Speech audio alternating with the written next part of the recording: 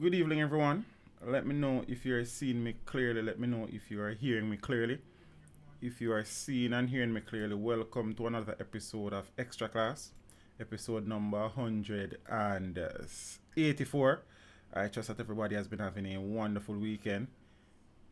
Why am I hear myself? Hold on the peeps. I'm gonna fix some things here, so.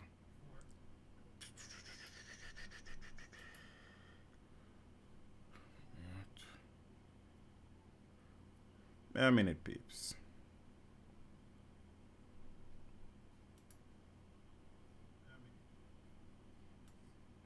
Here's some feedback here, so boom.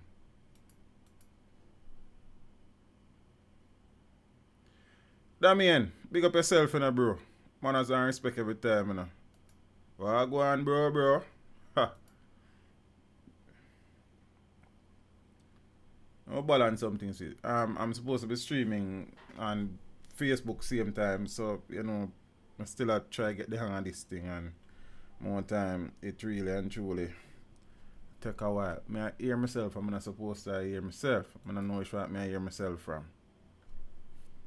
That is a problem I face, Alright, so I'm live over Facebook. I'm live over Facebook, so to speak. More time it really and truly. I want never Facebook me make nice man.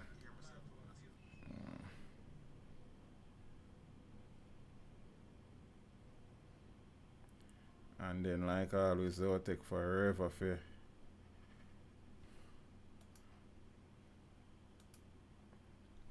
Just give me a Christian Brown, big up yourself, brother, on Facebook. Yeah, son.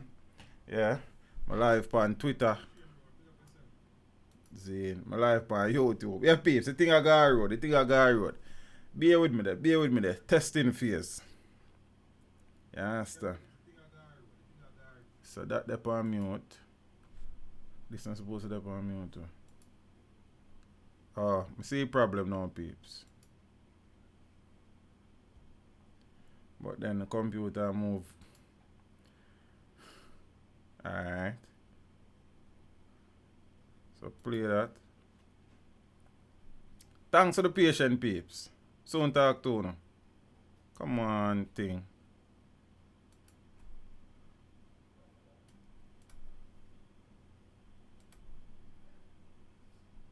Stress. Alright, that should be that. Come back here, so. Boom. Twitter up. Yeah. Mad thing. Yes, I.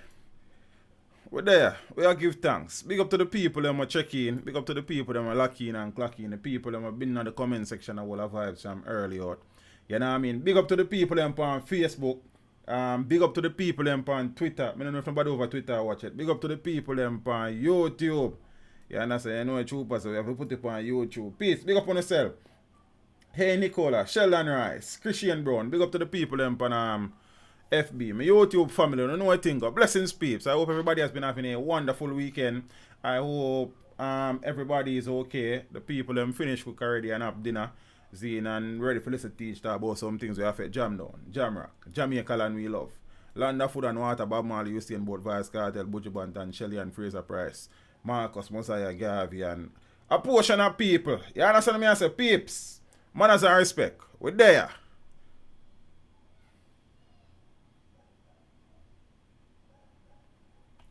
Press this. Press a little thing, but it not work. Alright, so if we go move on, kind of look like that works. But peeps, big up on yourself. We would have streamed Extra Class on Thursday because I was supposed to do an interview on Friday. Interview had to be rescheduled because it rained Friday.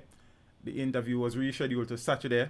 I turned up for the interview and left my microphone system at home. Can you believe it? So the interview would have to be rescheduled. So I decided Friday night to do a little call-in stream. Really and truly was very good. Congratulations to Ellie London and her marriage. Happy birthday, Omar Guthrie. You understand? Johnny Boy was on fire. See, big up to the people that were calling. We soon talk about the calling thing. You see me, I say, peace, we're there. We're not too waste of time. Big up to the YouTube people. I know we big up everybody look more in our dance. You see, so I could get up and running quick and fast because you know what I think go. Um, none of my something them no look like them out for work, you know. You see me? You know what I think go. See? Peeps, blessings.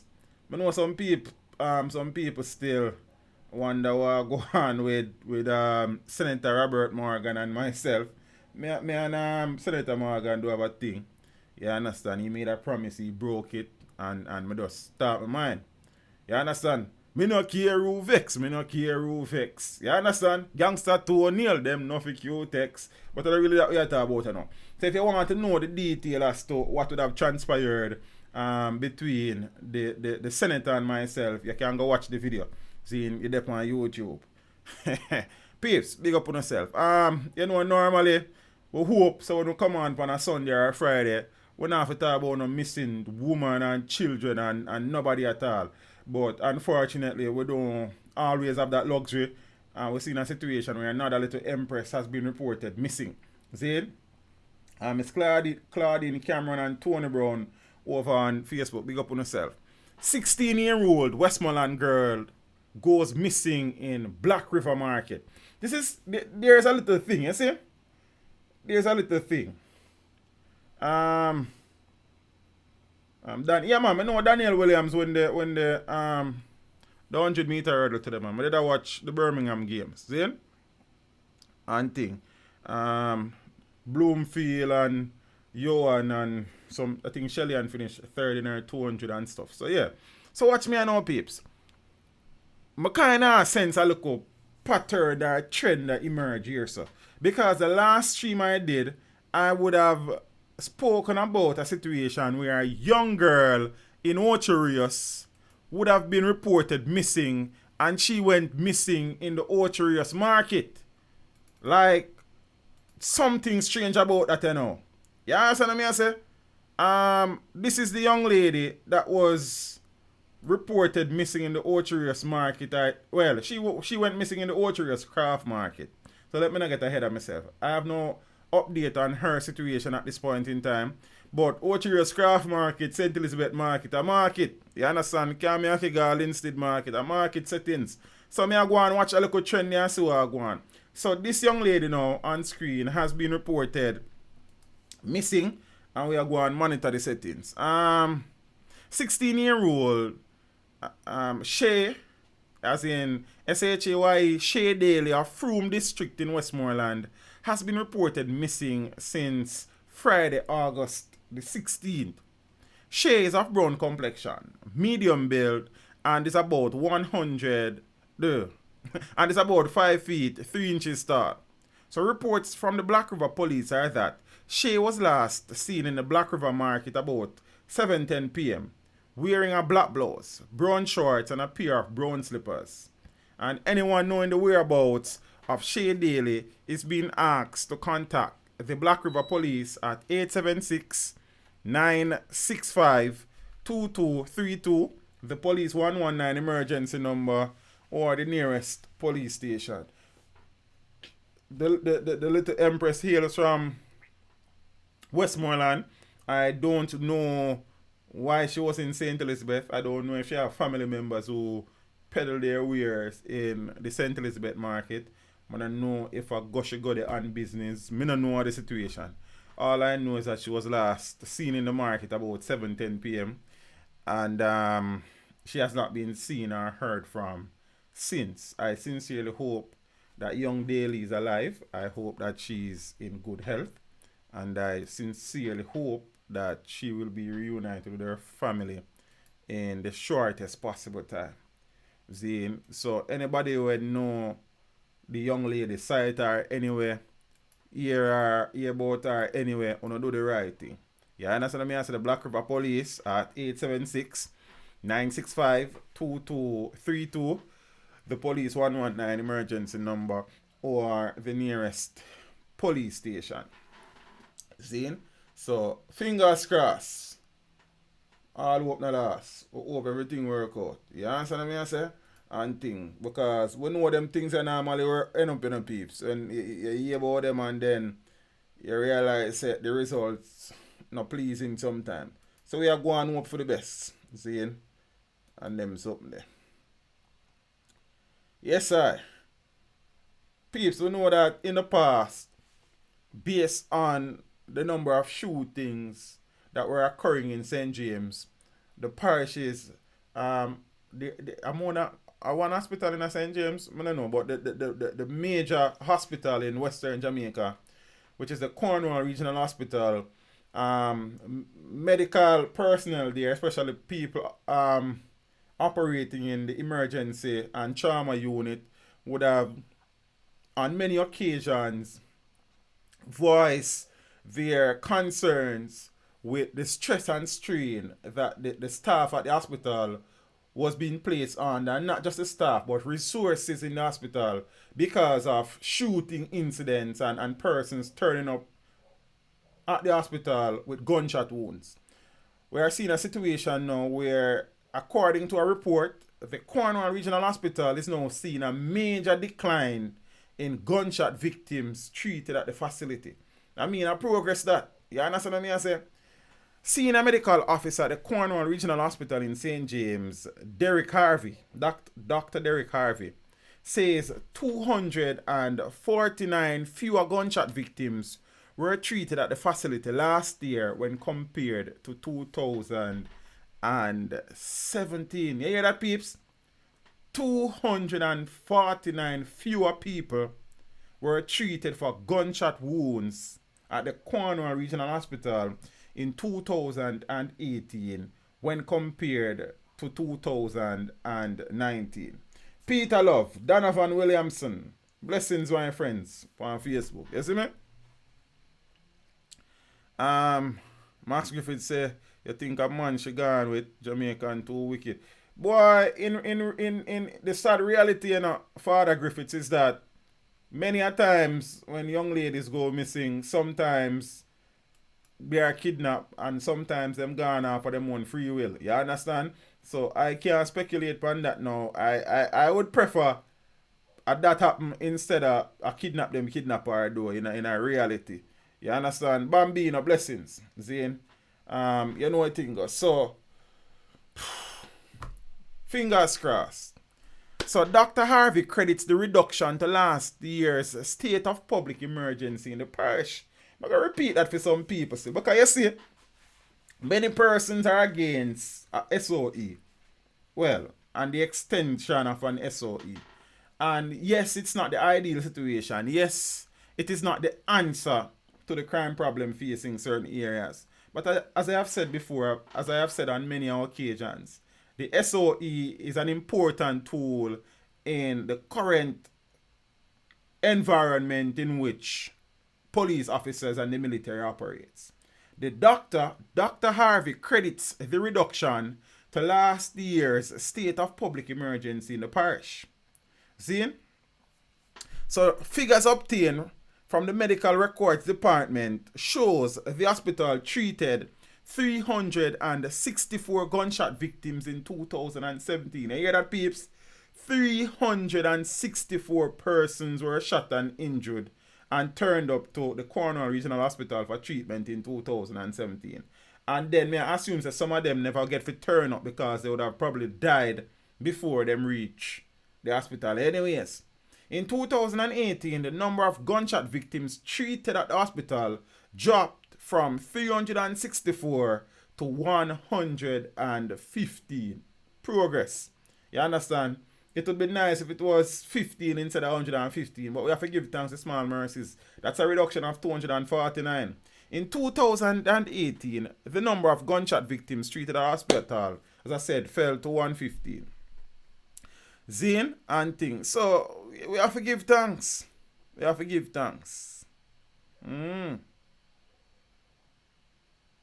Meanwhile, the medical data also shows that the number of females being treated for gunshot wounds has also declined. Because when I tell the man them did a shoot up the woman them left, right and center, brother. So we have to give thanks. You know one thing? According to the data, for 2017, 51 females were treated for gunshot wounds. There's a lot of females that get shot in 2015, 17 and 51. when compared to 15 females who were treated between January and October 2018. Are still way too many females that being shot. Way too many Jamaicans that being shot. Winter season, blessings over on Facebook there. Manners and respect. Zane and thing. But as I say, we have to give thanks to small mercies. Rome was built in a day, though. And thing. Two persons are watching over on Twitter. Bless upon yourself, families. Zane, whoever wanna be. Look like them gone now, but we still keep the thing running. You understand? Extend the brand. Streaming via Periscope on Twitter. You know what thing go. Progress you call that. Let me see what else I go on here, so. Zane? And thing. Couple people on Facebook. You know, Facebook people then come in and out. You know, the veranda, YouTube, that there. So that's a big crowd there. Peeps, big up on yourself. You know what I think. Manners and respect. You see it? Don't run in. So I can move on again. Get the groove on again. We have spoken about accidents a lot recently. We have spoken about the fact that if it's not the gun and the knife that are taking Jamaicans' lives, we're killing ourselves on the roads. Yeah? So far, this year, 243 males and 30 females have been killed in motor vehicle crashes on our roads. So if you do the maths, that is 273 individuals would have lost their lives on the road. Seeing? Damien Allen, Lawless, saying, as the girl them baby, pick up yourself, family. You see me? Yeah, man. I am Jazzy Jazz. Jazz, big up yourself. Godfrey. People them big up on us. You know, we're not too to the whole heap of shout out, but big up on yourself. You know what I think? I appreciate the support. See? So watch out on peeps. Some 243 males and 30 females. That is a breakdown of 273 persons killed on the nation's streets since the start of the year, with males accounting for 89% of all fatalities and female making up the remaining 11%. You understand? More men are always dead on the road. You understand? Because we feel like say there's always a need for speed. You feel me? And thing. So director of the road safety unit, we have been seeing this fellow a lot recently. How am there? I have him somewhere, you know. Hold on, I say I can't find him. Because I know I have him somewhere by a place. I don't know where I'm gone. I did have him somewhere. See? Canute here. I have him here somewhere. I don't know where he looks still, but I just still show him. So that gentleman there, he is the head of the road safety unit in the Ministry of Transport and Works. See? So, Director of the Road Safety Unit, Canute here, has expressed that with these numbers, the country will not meet its target of 300 or fewer road deaths this year. Remember, you still have September, October, November, December, 4 months at the peeps. And remember, like, the Christmas period, the holiday period, plus you have Heroes Week I come up, which is the next public holiday. Around public holiday, people normally have more fun and frolic, and there's a lot more consumption of the spirits, I should say. So we normally see a situation where there are more fatalities on the roads during holiday periods, unfortunately. Zane, you know what thing go. Flo Joe Clark, hello Empress, how are you? Plato White, manners. Zane, so you know peeps. In fact, here is lamenting that the numbers are projected to increase as motorcyclists, them brother they not stop killing themselves, I don't know why, as motorcyclists and pedestrians continue to be the road users being killed in the traffic environment. Road users must obey the rules of the road at all times. We cannot afford to lose anyone else. Slow down. Stop being a clown. And save lives as we approach the new school year. On a year? The Road Safety Unit, which is located in the Ministry of Transport and Mining, is again appealing to motorists to reduce their speed and exercise greater caution on the nation's road. You understand? On a year, reduce on the speed, or else more on go bleed. Like, I kind of look so to keep it. We are appealing to drivers to cut their speed and take heed. And look out for vulnerable road users. Never overtake at a bend, else your life might end. Or at a junction, it's like when the brain not function. Or unnecessarily, you understand? Never drive in a manner that will prove offensive to other road users. Defensive thing the family. Additionally, here is again urging that all drivers fasten their seatbelts and ensure that their passengers do the same. Yeah? Else, who not gonna blame? I don't know. A breakdown of the latest statistics provided by the unit shows that vulnerable road users such as motorcyclists, them not only vulnerable, you know, them careless. You understand? Very, very careless. See?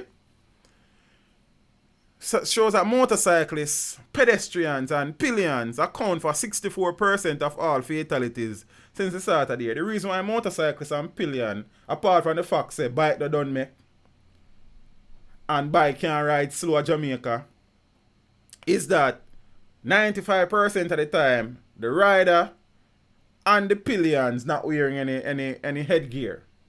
See? And you and me know say 11 times out of 10 bike accident, you're gonna lick your head. Yeah, how much time out of 10? 11 times out of 10 when the bike crash is your head you're going to lick. And nobody now wearing a helmet because everybody head make out of titanium. You understand? So you know, I wrap up this because fatalities for 2019 are projected to increase by 3% when compared to 2018, when 389 persons perished in motor vehicle crashes. The 273 fatalities so far this year resulted from 248 fatal crashes. And, according to the Road Safety Unit, fatal crashes and fatalities have increased by 22% and 19% respectively when compared to the similar period in 2018. When compared to 2018, the RSU said, child fatalities are projected to decrease by 5%. That is good. Thank God for small mercies. I wish it could have decreased by 50%. For a start. Elderly fatalities are projected to increase by 32%. So more elderly persons are being killed on the road. That's not good. You understand? Pedestrian fatalities are projected to increase 16%. So some people just walk to them death. You see me? And thing. Private motor vehicle passenger fatalities are projected to decrease by 7%. That is good. Private motor vehicle driver fatalities are projected to decrease by 16%. And listen to this now. Motorcyclists fatalities are projected to do what? To increase by 24%. Danny, it sounds like a joke, but a serious thing in a bro. You understand what I say? And thing. So, why is it away? Pedal cyclists fatalities are projected to. I don't know what them did say. Yes, I look at. I never copied that part there. But I hope a decrease. I put it out in the atmosphere. My cousin always said, buy a bike, buy a casket with it. It makes sense. It makes sense. The bike thing, the bike not don't make your family. Right now, if you in a something like can't balance yourself, it don't make no sense, you know, because funny. That don't make no sense. You understand? So you know, peeps, we live in a world where man, if teacher and prime minister, them all corrupt it, make him stay right to him. They right up with them, brother. Hey, politics thing and our thing again. Like as I said, when I was growing up, I always wanted to get involved in representational politics. That was something that everybody who knew me growing up knew. Seeing everybody who I spoke to as a boy growing up, it was always a couple of things for me. It was always sports or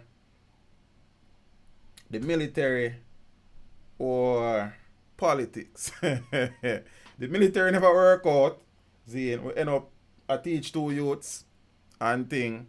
But the politics thing, you know, having grown up, having observed and analyzed the political landscape in Jamaica, see, and you realize that 6 or 1, half dozen of the next. You realize that no matter what kind of good intentions you enter the political field with, if you are not willing to adapt to the status quo, then you are pushed on the sidelines and you're backbench, and your vision of certain things are never realized because it is not facilitated. You understand? I don't have no time for that.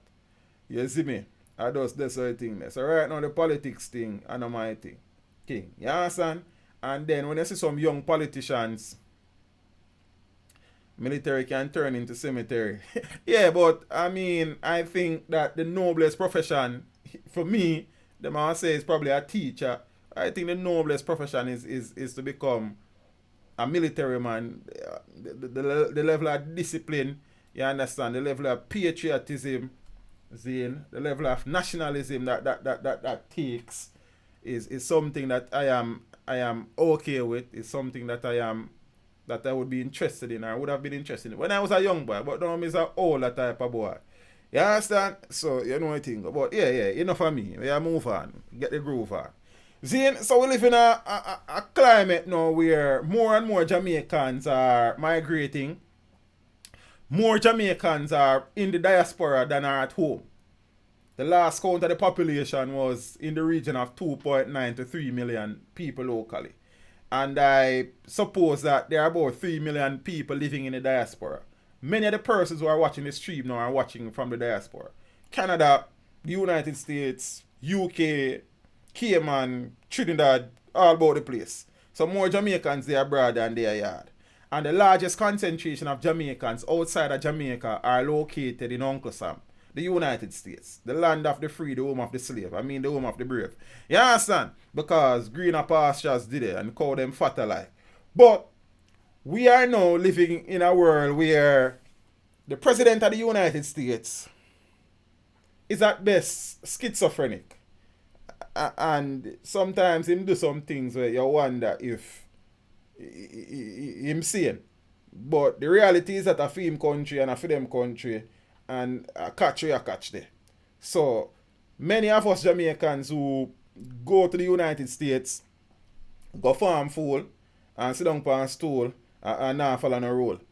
And a lot of things go on and we waste with time and time catch up on we not sort out to sell for papers, them no.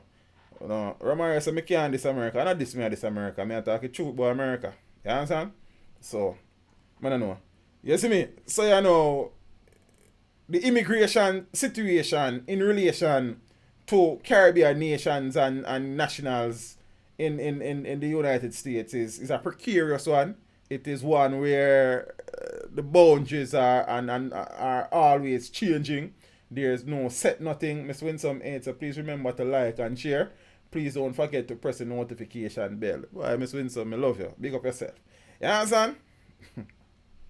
New green card policy will impact Jamaicans. Wanna hear that? New United States green card policy will affect Jamaicans. So for the people that I know who for thing not really sort out and try to sort it out quick and fast. Because when Americans stay one of my last, I don't know. Me stop. They say you must quit while you're ahead, so me I call it a day. Yo. Hold on, I try to save a look at it. I try to bring a look at picture in the screen. Because my name remember save the them picture. Yeah. Like me just like show the things them where me I talk about sometimes. I think he had a little niceness to his stream, you know what I mean? Zane? Me there I chat up my face, me hope them fit. And them sitting there. Boom. Ramon Jones, big up yourself, you know. OJ Jackson, blessings, you know. You understand?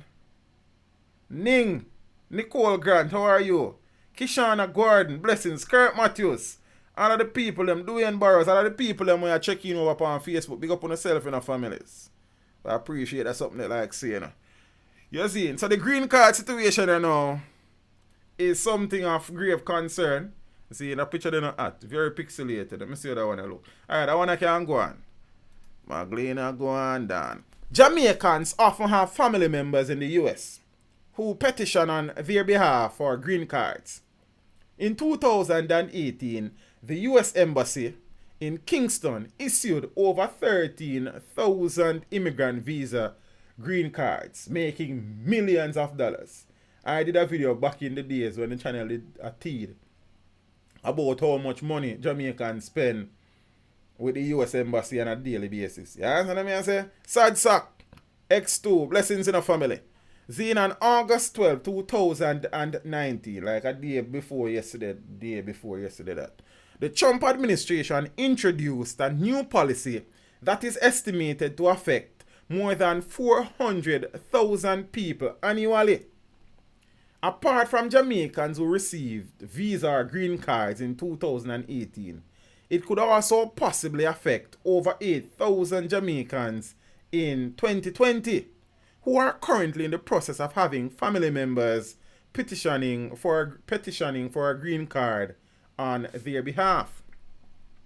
This policy will change how the US government decides whether someone is a financial burden on society or a public charge, allowing officials to deny applications for visas or green cards.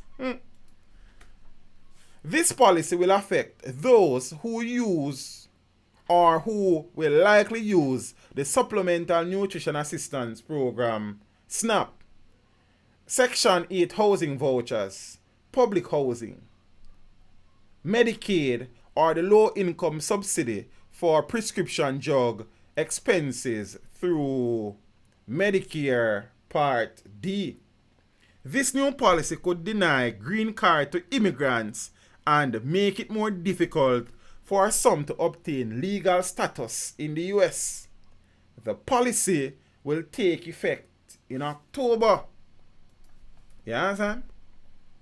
Federal law already requires those seeking green cards and legal status to prove that they will not be a burden to the US. This new policy will detail a broader range of programs that could disqualify people seeking legal status. Disqualification can also extend to the family members of those refused entry to the US. The new public assistance threshold, taken together with more stringent requirements for education, work skills, and health, will make it more difficult for migrants to qualify for green cards. Some people might have to just stay a yard. US citizenships and immigration services officers will now consider public assistance alongside other factors, such as education, household income, and health, when determining whether to grant legal status. A serious business, you know, people. You see? The policy is the latest proposal by the Trump administration to restrict immigration and is likely to face swift legal challenges from individuals. It marks a shift in the US to a system that focuses on immigrants' skills instead of emphasizing the reunification of families as in the past. Well, I suppose that many Jamaicans who leave Jamaica for the United States are skilled and qualified. Hence, the whole brain drain situation affecting the country. Teachers, especially math teachers, and science teachers, and nurses, and doctors, and engineers, and police, and Indian and chief. Everybody. You understand? Under the new legislation, the Department of Homeland Security has redefined a public charge as someone who is more likely than not to receive public benefits for longer than 12 months within a 36-month period. The receipt of two benefits will be counted over 6 months. Double the benefits means having the time in which they can be received before the label of public charge is applied. So the definition of benefits received by public charges has been broadened to include Medicaid, housing assistance, and food assistance under SNAP. Therefore, for those with family in the US, any application by relatives who are recipients of these programs to petition on your behalf will be denied, and your relatives may also run the risk of not being qualified for a citizenship. So I broke that down. So if I miss who you know, so you know. So if Miss, alright, so the Royal General in I think. So if General I know is my uncle, is my father. You know them man, they're big man. I mean still are you. General are my father. Zane. But General in the States for a while. But General I know, and I not tell no people, nobody say General, I take them things. I just use him as an example. I know someone not dark, you know. So General I know, I get assistance from the United States government. Whether it is Medicaid assistance, or housing assistance, or food assistance. And me as him son I know, I look a visa for go America. Zine, there's a high possibility that them go and deny me the visa because my father I depend on freedom system to survive. So them say if your father depend on a system to survive, then how you going to come here to try to survive? It's a ton of your yard. You understand what I say? So that go on, you know. You understand? So if you know now look visa and green card, Zane, for left yard, go abroad, and you know, people them I depend upon the government for certain things in the States. Probably not going to see no food on the plate because they're not going to fly the gate. So I could wrap up this head out, peeps. See? Danny said I agree with the policy. Yes, hard work makes a dream work. You see me? And thing. Most people who live off the system is the lazy Americans, not the immigrants. Okay, Kanaika. But I'm sure you can accept the fact still say many immigrants live off our system to still. But me understand when you say Vendetta Empress, whoosh. From me seeing the thing, me know you're alright in the moment. We're glad to see you because we know the thing go. You understand? Me have citizenship. No ice or ice cream for me. So what you know? See? Oh, can I say the immigrants them work them ass off? Well, I don't think all immigrants still, but I guess a lot of them do. You see? So what you know, peeps? It has say so. Therefore, for those with, let me read that already. Green card hopefuls will be required to submit 3 years worth of federal tax returns in addition to a history of employment. Immigrants with private health insurance will be favored. So if you have your private health insurance, them are going to look upon you in a favorable way because them are say you not depend on Medicaid. No. Who is exempted from the new policy? Listen when I go on and dance now. U.S. citizens, even if the U.S. citizen is related to an alien subject to public charge. Under this new policy too, women who are pregnant and on Medicaid or who need public assistance will not be subject to the new rules during their pregnancy and for 60 days after the birth of their babies. 3. The Medicare Part D low-income subsidy will not be considered as public benefit. Additionally, public benefits received by children up until age 21 will not be considered. 4. Recipients of emergency medical assistance, school lunch programs, foster care or adoption, student loans or mortgages, food pantries, homeless shelters or disaster relief. 5. Active U.S. military members are exempt, as are refugees or asylum seekers, and officials have stated that the rules will not be applied retrospectively. So it now go back to in our past, like, you understand? However, the Trump administration has moved to drastically reduce provision of asylums by the US. So what are the implications now? 1. Green card holders who receive public benefits will lose their chances for adjustment of status to citizenship. You get that? So, 2. Green card holders who wish to petition for a relative will no longer have the right to petition, as their status will have changed to a public charge resident of the US. Wow. Green card applicants 3 may be denied if they have low incomes or little education because they are more likely to need government assistance in the future. And as such, the use of supplemental financial affidavits may no longer play a part in applications. 4. Persons who are under the deferred action for childhood arrivals and are receiving any of the public benefits above will be a public charge. So it's basically the public I take care, you understand? Therefore, should the Trump administration decide to formalize these people by providing a path to citizenship, then such an individual will not be qualified. Listen to this now, number 5. You understand? Jamaicans holding green cards will now be reluctant to apply for these benefits in a bid to obtain citizenship. As a consequence, we may have to contend with more of our families not able to take care of themselves and returning home due to illness.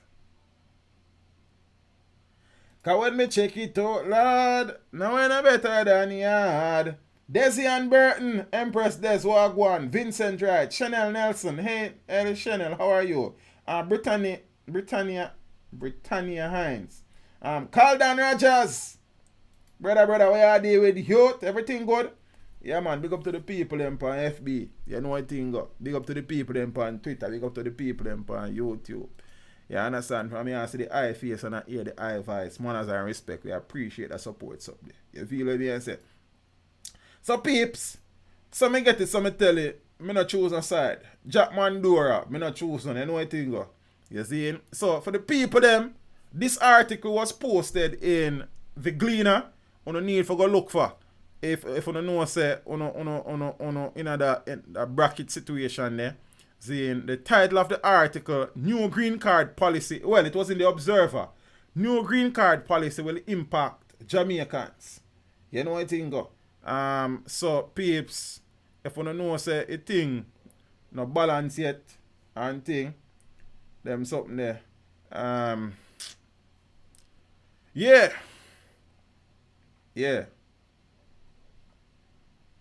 And if we play, so right now we just have to just do what we can do. Make some money and try to keep a thing going and stay out of trouble. Seeing everything lean this evening. You understand? And them something there, because at the end of the day, we never born in America, we born in Jamaica. You feel what I say? So nobody can deport you from yard. But if you're there abroad, they can always, you know what I mean? That's how the thing go. Tal, blessings, you know. And Tal, again, thanks for the contribution to the Patreon account recently, my friend. Really appreciate that. You know what I mean? Blessings every time. So, peeps, we know that in the past, not so long ago, the Firearm Licensing Authority, which is the regulatory body for the issuance of licenses and permits in relation to firearms in the country, would have been found wanting, lacking, in some instances corrupt. But we have seen initiatives and programs aimed at, rebranding the agency and bringing some form of confidence in the minds of people who look upon the institution. We have seen cases before where it was discovered that persons who have criminal records, I mean just rob somewhere, I mean shoot people and kill people with illegal weapons, are the holders of licensed firearms. We have seen persons who would have been rejected by the FLA based on investigation. Those rejection would have been overruled by Minister of National Securities in the past. And some man, probably because of them links and linkages, have gone and walk up and down with. And I have said that already, I'm going to say it again. Freckleton, my brother, what you do with family? Hey, Simone, how are you, beautiful? Hope you are okay. Zane, it's good to see you there. And for the people them on Facebook, if you're not subscribed to the YouTube channel, them yet, to the YouTube channel, well, them, I don't know now wait, I don't need to do the right thing. You understand? And thing, you see me? So, you know, peeps, the FLA, in trying to rebrand the institution, you understand, in trying to, fix up them thing, there was an article in the paper that says the FLA, again, which is the Firearm Licensing Authority, goes high-tech agency overall system to arrest corruption. Breaches of previous systems at the Firearm Licensing Authority have forced the entity to now implement a technologically driven structure that limits corruption and improves efficiency, according to Chief Executive Officer Shane Dalling. So this is the CEO for the FLA, that fellow there. For roughly 2 years, the state authority, which is responsible for issuing firearm permits and regulating the use of legal guns, has been marred by reports of corruption, cronyism, nepotism, all sorts of ism and schisms. You understand? So in an interview on Friday, the FLA boss shared a number of changes that have occurred at the authority since irregularities there became public. He noted that the main cause of delays that the agency faced was an old system, Bob Stephen blessings. The upgrades of the system have resulted in hundreds of unqualified customers being stripped of licenses, while others have been commending the team for faster turnaround times. One of the greatest challenges that the country faces in terms of corruption is delay and uncertainty. I'm going to read that again, and that is a potent point. Listen when I go on in I dance. One of the greatest challenges that the country faces in terms of corruption is delay and uncertainty. When processes are uncertain and there's a lengthy period to complete it, persons will always try to find a way to speed it up or find a link to help out with the process. We have created accountability and certainty in our processes, so people don't need to find a link, Dalling said. But the reality is, Mr. Dalling, people will always find a link. Father James Bond, one. We say 120,000 K subs. Why? We are give thanks. It's a blessing, though. You understand? You're there from we have 1 subscriber.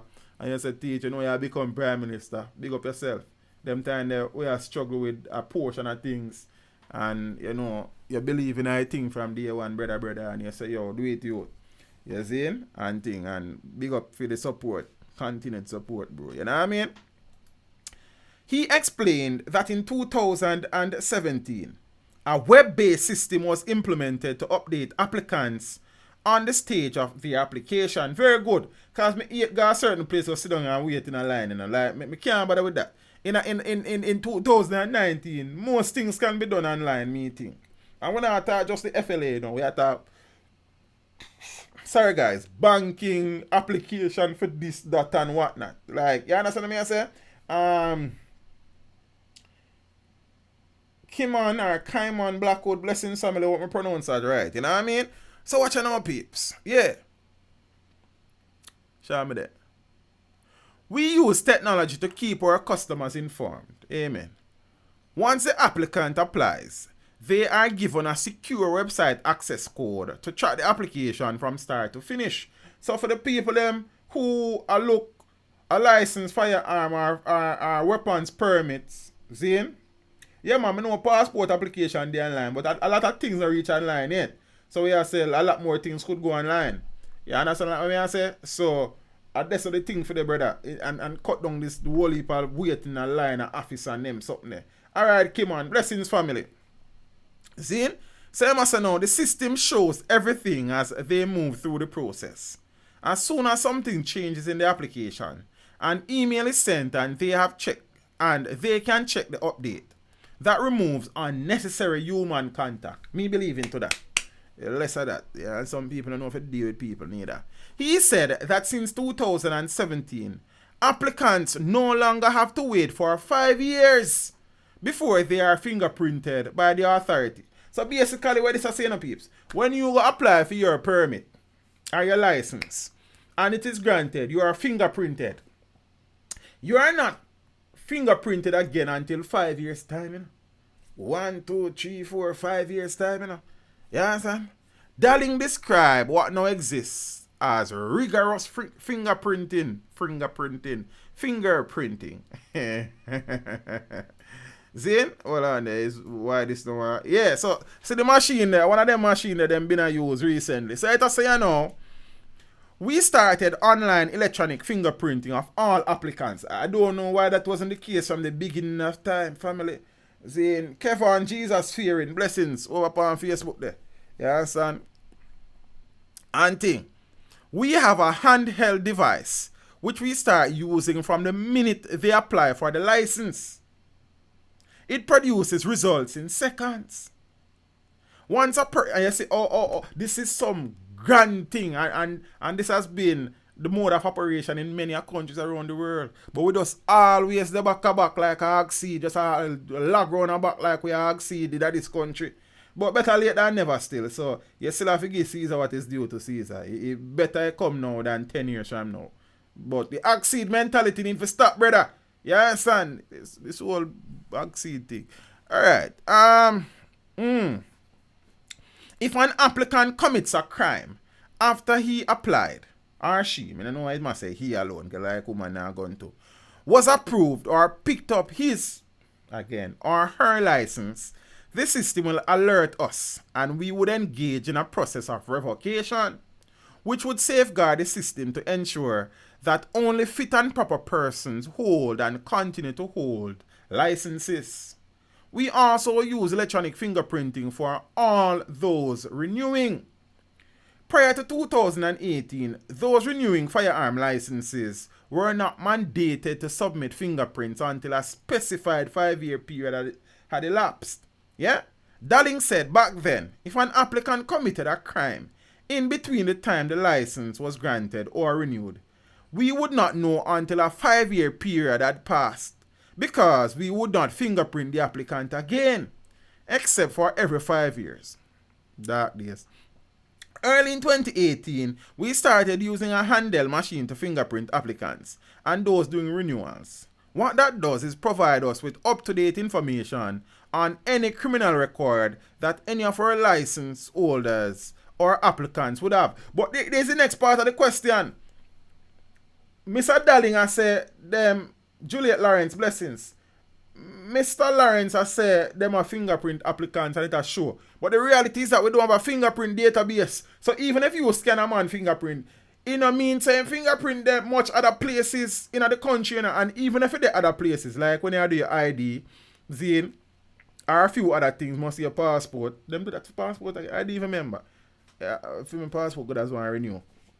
Zane, is there an electronic network where a fingerprint database is accessed the moment somebody's fingerprint is recorded? If that is the case, I mean, I know about it, that would be awesome.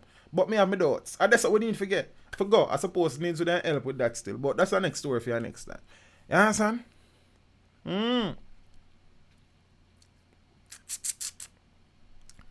Show me them, you know. Yeah. Well, yeah, we do that already. Immediately upon renewal, the FLA would now know whether persons applying or renewing have committed any crimes. Rather than waiting for 5 years to know what the applicant has done, we would get real-time information. From the minute someone applies, we no longer have to wait months to know if this person has a record, said the FLA boss. You understand? Since bringing in the handheld device, we have found persons who have been convicted of murder. So somebody was convicted of murder, look at license for you. You know, so I go on the dance. Magdalena go on down. You understand? We have found persons who have been convicted of murder and who deny it on the application form to say they have never been convicted of an offense in Jamaica or overseas. No, the machine flag you and tag you. Prior to this, persons could fill out the form and hope that the Criminal Records Office would not pick up information on them. Quite a number of firearm users have been operating contrary to the firearms rules of engagement. Darling spoke of incidents in which permit holders would threaten others via various platforms, including social media. So you have a license go on a man this, you got DM a man and tell him say, yo, dog, you know, next time I see you, you have that problem. You understand? This, he said, the authority has been responding to vividly and will continue to do so. Because if you can prove, say, If you can prove, say, a man threatening you and him have a license gun and you report that to the FLA, he might go lose him permit, you know. So a man them a idiot. We have had persons who threaten others on social media about shooting them. You die. Let me see a bust off your head. You know what I think? We have got text messages from persons and carried out the investigations and have revoked several of those licenses. We have also implemented digital display units in all our locations. When applicants are waiting to be processed, they are given safety and application information on a display board to ensure that persons are aware of the rules of engagement as it relates to firearm licenses. Let me tell you, one of my friends tell me, say, brother, it is easier for a man with a license gun go to prison than a man with an illegal gun. Yeah, that's what I'm saying. One of the things we are implementing this year is a use of force policy and training for persons to understand the rules of engagement as it relates to the pulling of their firearms. Too often, persons pull their firearms in unnecessary situations. Persons have pulled firearms at the windscreen wiper at the stoplight. Some of them windscreen wiper they still forget firearm pull upon them because some of them are criminal. But you have some man where I hear that to a thing. You understand? You and a man have a local dispute and you pull out your gun for what? You understand? But you have some windscreen wiper where you rob people. You understand? That can't work. You see? And thing. Some go into a club and you have an issue and an argument develop. You can imagine that, clubs normally confined spaces, and one little thing kick off and man pull off. You understand? Boy, I tell you. The first thing you pull is your firearm. We need to let persons understand that as it relates to the use of force, you can only pull your firearm when it is necessary. You understand? Father Kurt German, big up yourself. Me see man go in a bank and them now get you and them pull them lines with firearm. Yo. John was star. You have to take bad things but joke. But speaking about taking bad things but joking on people, I get more serious, I know. That stream tonight is a serious stream and I don't know why I laugh so much. I suppose you have to take kin teeth cover heartburn. Plus my teeth are not all that yellow, you know what I mean? So they show them out from time to time. I have often said, you see, that one of the most dangerous things you can encounter is a fake police officer. But something that might also rival a fake police officer is a fake doctor. Yo, boy, I better do still. Fake doctor nabbed at Spanish Town Hospital. Heads to roll for imposter working in accident and emergency for not 1 day, not 2 days, not 3 days, not 4 days, not 5 days, me can count man, not 6 days, but a week. The fake doctor at work in the hospital emergency room for 1 week. No. You see, if me did have a family member we get at the hospital another 1 week there and dead, like, they would have to answer to me. Because I feel them fault why my people them dead. Them couldn't tell me nothing otherwise. Them couldn't tell me liar nothing otherwise. You understand me, I say? Imagine you in an accident and you are taken to the Spanish Town Hospital emergency unit. And it's a man who never got medical school or treat your family. You know, see?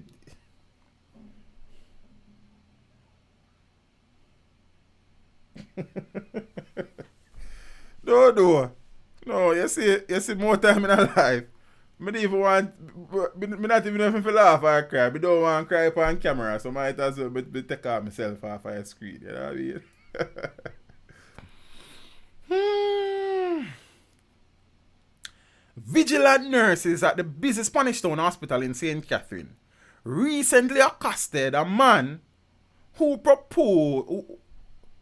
posed as a doctor for over a week in the Accident and Emergency Department, A&E. Hey.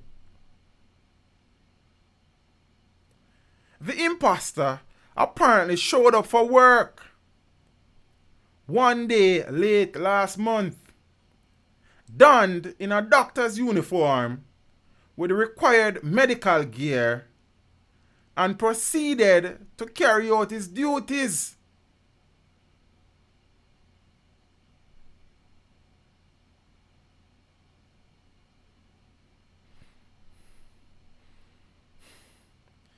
But me have a question. Try Fritz King Smith, Blessings Family, or upon Facebook there. Me have a little question. As a doctor working at an institution, you don't have to like clock in and register and you are assigned duties and them something there. And you have to present identification. But that's a ask. You understand what I say? Because I don't really know much, you know. So that's why I ask things from time to time. You feel me? Because this is most concerning, brother. Eh? How? At TV alone, me see them things happen. Where is the checks and balances? You know what? I could move on here, sir. Get the groove on here, sir. Because right now, this is Jamaica to rot it. Huh, sir?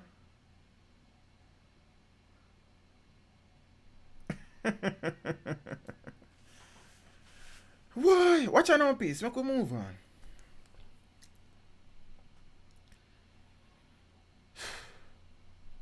Nurses who have been working at the institution for several years became suspicious following complaints from patients and questionable diagnosis from the doctor, which caused them to call the hospital's security. The police were summoned, who took the fake doctor into custody. Sources at the institution said that the hospital's administration was left baffled by the incident. Baffled is not the word. Chairman of the Southeast Regional Health Authority. Let me find him. I have him somewhere about the place. See him, that fellow here. See him? Chairman of the Southeast Regional Health Authority, Wentworth Charles, said the matter is now under investigation and heads will roll. Where have I heard that before? I don't know, me I look for it. I have ordered a full investigation into the circumstances under which a medic imposter was apprehended by hospital personnel and security at the Spanish Town Hospital Accident and Emergency Department recently. Charles said in a statement on Sunday to the Gleaner. Yeah. But watch another piece, even worse. You can imagine one man shoot you, or some man shoot you and find out say you're not dead. And the man them come just up as doctor to finish you off. Yo. No do.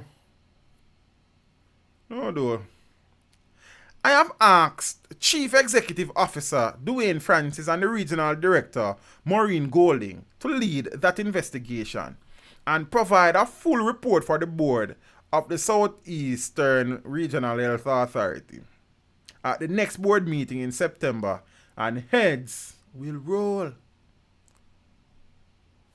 Eh? You know see what I'm going? Yeah. The imposter is said to have treated patients, but the nurses realized that something was wrong when patients sought clarification from them and said that what the doctor told them did not make sense. All this time, the nurses were watching him, and the next thing I know, 3 of them nurses corral him with the hospital security and start questioning him.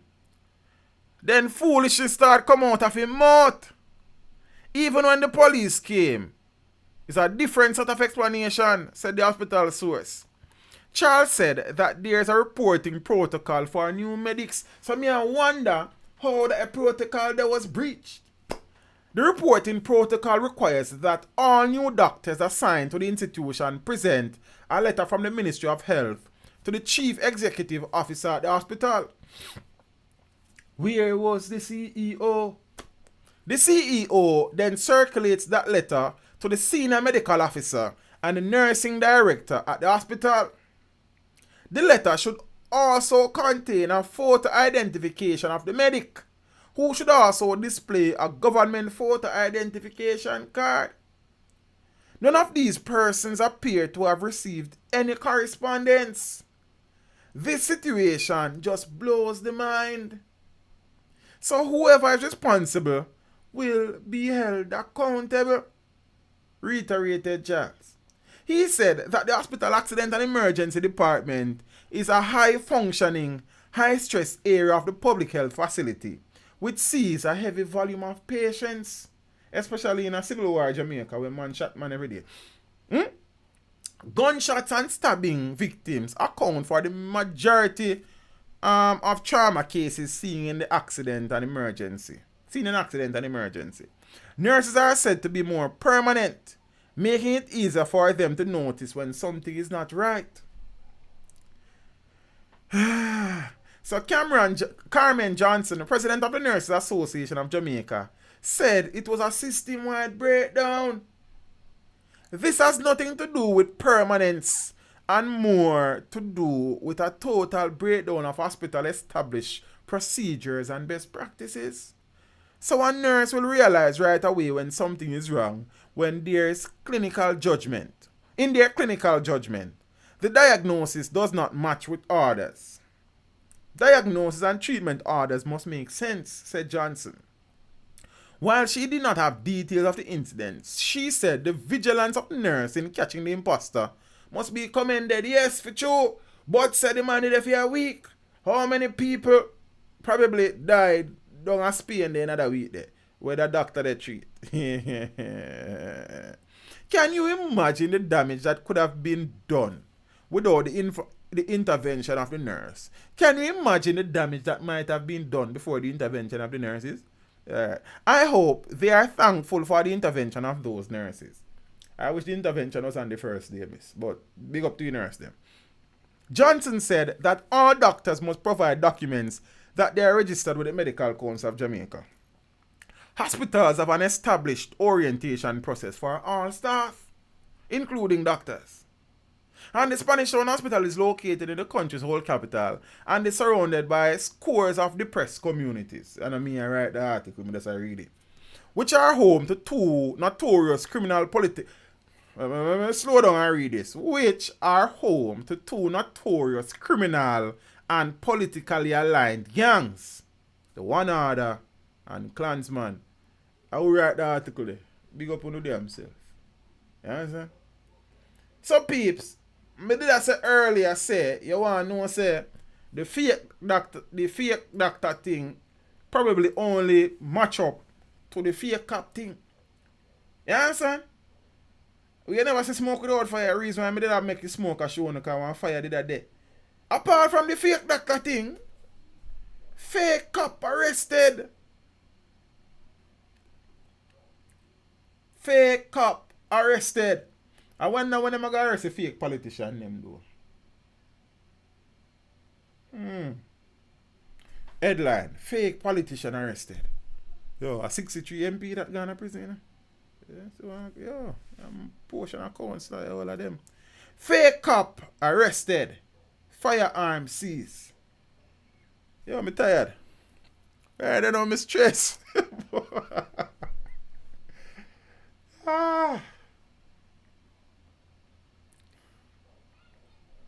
Well, it's another one.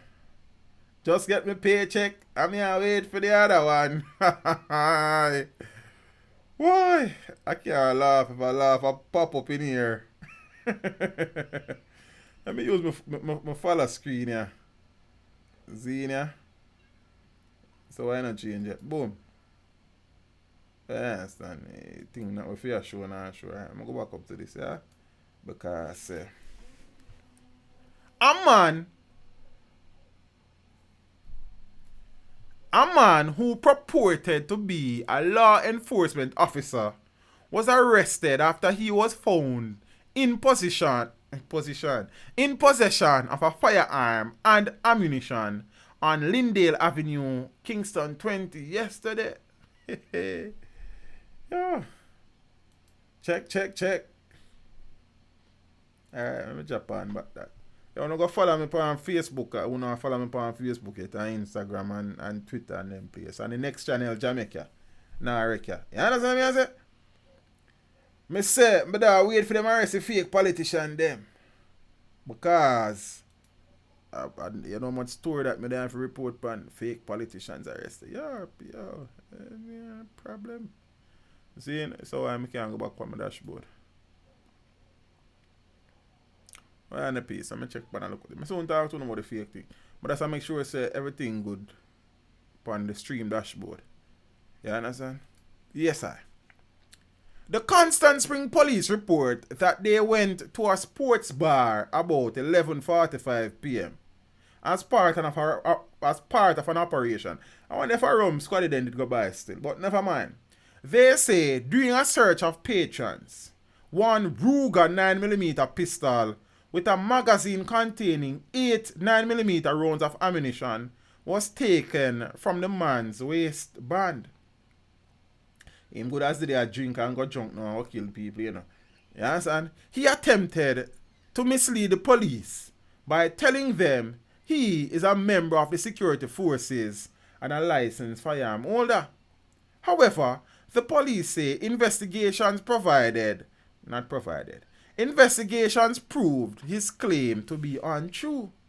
He was subsequently taken into custody in relation to the incident, and his identity is being withheld. You can imagine how many people this man could have tell us my police officers before now. You know see, hey Kimon, how are you, Empress? Norbert, Swaby, blessings to the people that move up on FB. And one thing, go big up on yourself. Happy Sunday evening. Yeah? Let me say. Yo. I don't know.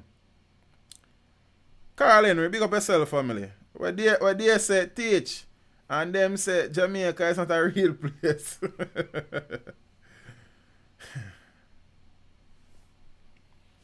Danny say, I wonder, are we looking at a fake PM2? Say people business and leave it. Oration Masters, big up yourself up on FB. Peeps, you know, I have to big up the Facebook people them because them kind of are coming to the family, them new like. You understand? Hey, Kimon, it's good to know that you are doing okay. I'm always happy to see you. I appreciate the support. You know what I mean? So, you know, peeps, so look what things are going on in my yard. We have to talk about it now. Hi, Hi, Christina. How are you? Haven't seen you in a long time. Hope all is well. Chucka one. Blessings in the family. Man held with illegal firearm in Ocho-Rios.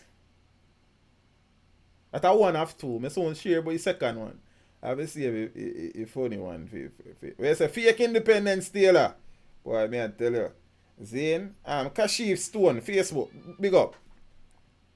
Man held with illegal firearm in Ocho-Rios. Some man is now in police custody after he was reportedly held with an illegal firearm in the resort town of Ocho-Rios in St. Anne shortly after midday, must be yesterday or Friday, one of them 2 days.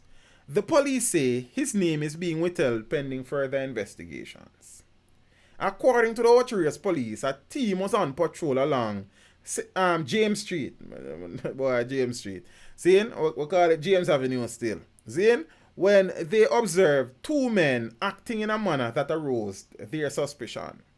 The men were approached and searched, and a brown paper bag containing a .357 Magnum revolver allegedly taken from one of them.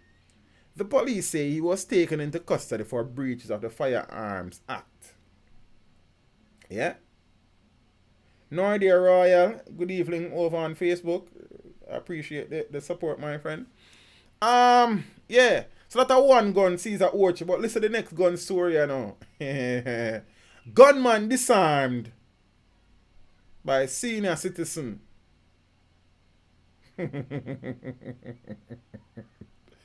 Yo, the old time I beat up a gunman and take away the thing. Police are searching for a man who attempted to break into the home of a senior citizen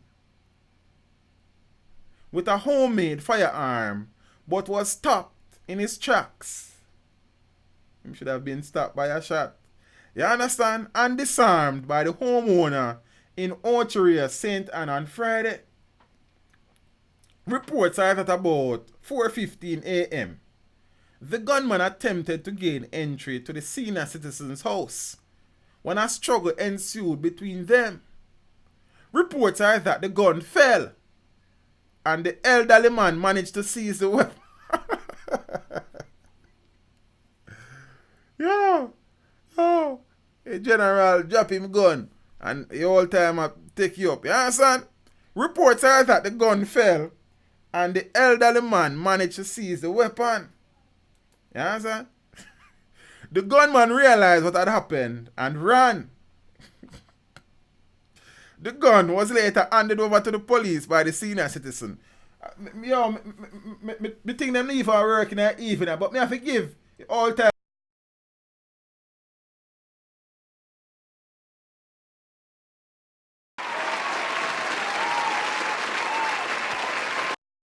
Big up yourself. Yes, and the man have to get a round of applause because, you see, police have since launched a search for the perpetrator and the investigations continue. See? Tal says something wrong with the audio. Tal, nothing wrong with the audio, brother. I don't know why you're not hearing nothing. You need for probably restart your phone or your computer, anything where you pre the thing. But O'Neal Erskine, wanna go on, bro? Zane, Miss June Reed, how are you? You see me? Big up to the elder. You understand me? I say enough people who then cower in fear and the man decides to yo. Now work out. And some of them boy they are fool. You understand? Them take people for footstool. But the moment them realize say you're not a fool, them run left them tool. Why? Yeah, peeps. The obituary party I think you know. I no love that party, but I not choose the news. You understand? Double murder in Crossroads, St. Andrew. A 63-year-old woman and a 27-year-old man were shot dead by a gunman in Lower St. Andrew on Saturday. The deceased have been identified as Beverly Brooks and O'Neal Grant, both residents of Friendship Lane in the Crossroad area. See? Reports are that about 5:30 a.m., the two were in their community when men armed with guns drove into the area.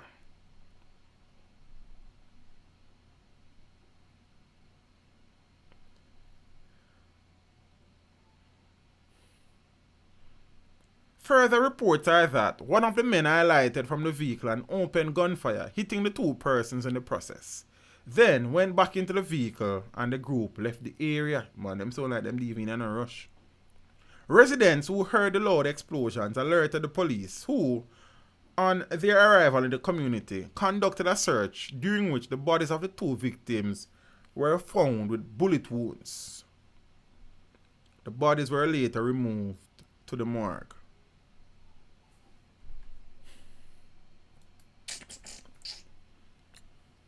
Bus passenger shot dead on the Mandela Highway. Come on, say the whole time I shouldn't shot him. Janex Neil Steele. Good evening, my friend. Facebook. A Costa bus passenger was among 3 men killed in separate incidents between Wednesday and Thursday night in St. Catherine. The deceased passenger has been identified as 20-year-old Mario Grant of Zambia in Central Village, St. Catherine. Grant was shot and killed by a gunman in a brazen attack aboard a Toyota Costa bus, according to reports. Yeah, when a man get shot on the bus, them a kick up rumpus, the bus. According to reports, sometime after 8 p.m., he was on the bus traveling along the Mandela Highway with other passengers when 2 men armed with handguns opened fire. Grant was shot while no one else was injured. Apparently him them go for. See? The attackers managed to escape from the vehicle before the arrival of the police, who had been alerted. Grant was taken to hospital where he was pronounced dead. The bloodletting continued in the parish 2 hours later when 22-year-old Keena McLaughlin of Gravel Heights in Spanish Town was gunned down inside a bar in St. Jago Grove. Reports are that McLaughlin was sitting at the bar with other men about 10 p.m. on Thursday when armed men entered the establishment. The gunmen opened fire, hitting McLaughlin several times before fleeing the area. And the police were alerted and McLaughlin was assisted to the hospital where he was pronounced dead. Meanwhile, Lawrence was killed during a robbery at his house in Edgewater on Wednesday. Reports indicate that about 3:30 p.m. he was stabbed several times by a man who robbed him of an undetermined sum of money. The police are conducting investigations as it relates to the attacker. See? And mother and son shooting report triggers anxious moments in Mountain View. Ron J.M., Blessings Family, over on Facebook. There were anxious moments in the Mountain View community in Eastern Kingston early on Friday after a woman made a report that she had shot and killed her son and was about to take her own life. The report triggered a swift response from the police team, only for them to find out it was all a hoax, a totally false claim by the woman. The police said when they went to the area, they found out that the woman had an altercation with her son and had made a dramatic false report in the hope that the move would have triggered the quick response of law enforcers to her home. But really to deal with the escalating argument and no more. What we found was that the woman was having an argument with her son, and she called the police. In doing so, she made a false report, thinking that this would make the police rush to the area faster, said a senior officer who went to investigate the incident. She called and told the police that she had shot and killed her son and was about to commit suicide, the senior officer from the St. Andrew Central Police said. The police, after they got the call, rushed to the area as they were not leaving anything to chance, the lawman further said. Upon realizing that it was a hoax, the police held a mediation session with the two combatants. However, a warning was issued to the mother about the false report she made, causing public mischief, with indications that she may possibly be prosecuted for creating public mischief. Yo, see you see that country and when you have Jamaica, yo, why we don't do it still? The reality still is that in some instances, the police probably would then take a while for forward if she never said that still. You understand? But you can't do that, mommy. You understand what I say? A serious report that, you're seeing. Ah, boy.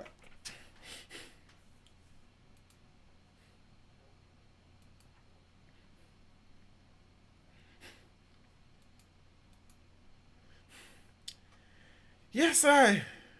Quick try down, Tonight I come. Retrial ordered for brothers on convictions of chopping co-worker. Is that me as a final that made me done? Say a public mischief that. So them say them possibly I got charge her still. A serious thing, man. You see? But the reason why I kind of find it amusing for a little level is the fact that in some instances you call the police and then take 2 days to come. You understand? So, we don't know. Sometimes you have to just find a light aside of some incident. Cause you're mad like. You see it. Big up all of the people on Facebook. Big up all of the people on Twitter. Good evening, everyone. Big up to my YouTube family. You know what I mean? You know what I think. I mean, everybody in my family, but YouTube people, them been a journey with. You know, the real family. Carl Emmy says she must be charged. I suppose they probably will charge her for real still, but I don't know. I could watch and see. Annie Alcine says, okay, I'm originally from St. Anne with the same last name, Thomas. Plus, me have a cousin named Melissa. It's a family reunion in a stream, yeah. Alright. Retrial ordered for brothers on conviction of chopping co-worker. So two St. Catherine brothers who, in 2015, there's a story about 6 police officers who I need to talk about and I can never remember. I'm probably going to talk about it next time. So two St. Catherine brothers who, in 2015, were ordered to serve between 15 and 20 years imprisonment for chopping and robbing their co-worker in Dover Castle in the parish 7 years ago, have won an appeal against their conviction. Calvin and Langston Walker were found guilty by a jury in the St. Catherine Circuit Court of the offense of burglary, larceny, and wounding with intent on June 15, 2015. In the interest of justice, the Court of Appeal has indicated a new trial is ordered to take place in the shortest possible time, and the initial convictions are quashed and the sentences set aside. The appeal court agreed that the failure of the defense to lead evidence before the jury of the brothers' good character deprived them of a fair trial.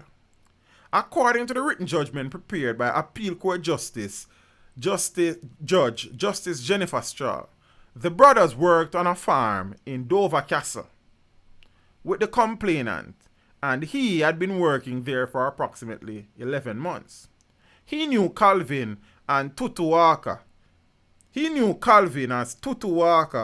and Langston as Larry Walker. The complainant and Langston both resided in separate living quarters in a dwelling house on the farm, while Calvin resided elsewhere. Further reports are that on January 23, 2012, at about 7:30 p.m., the complainant was in his living quarters when he saw his door being shoved off. Langston reportedly entered first, and Calvin followed. Both men had handkerchiefs tied around their mouth, beneath their nose. Their nose, yes. Our noses, I think. They had nothing else on their heads, and they were each armed with a machete. During the incident, the complainant was chopped and stabbed several times to his body, including his groin area, hands, and neck. His mobile phone was also stolen, allegedly by the brothers. The wounded complainant managed to escape into nearby bushes, and after waiting for some time, he lay down on a roadway at about 10 p.m. Sometime later, a van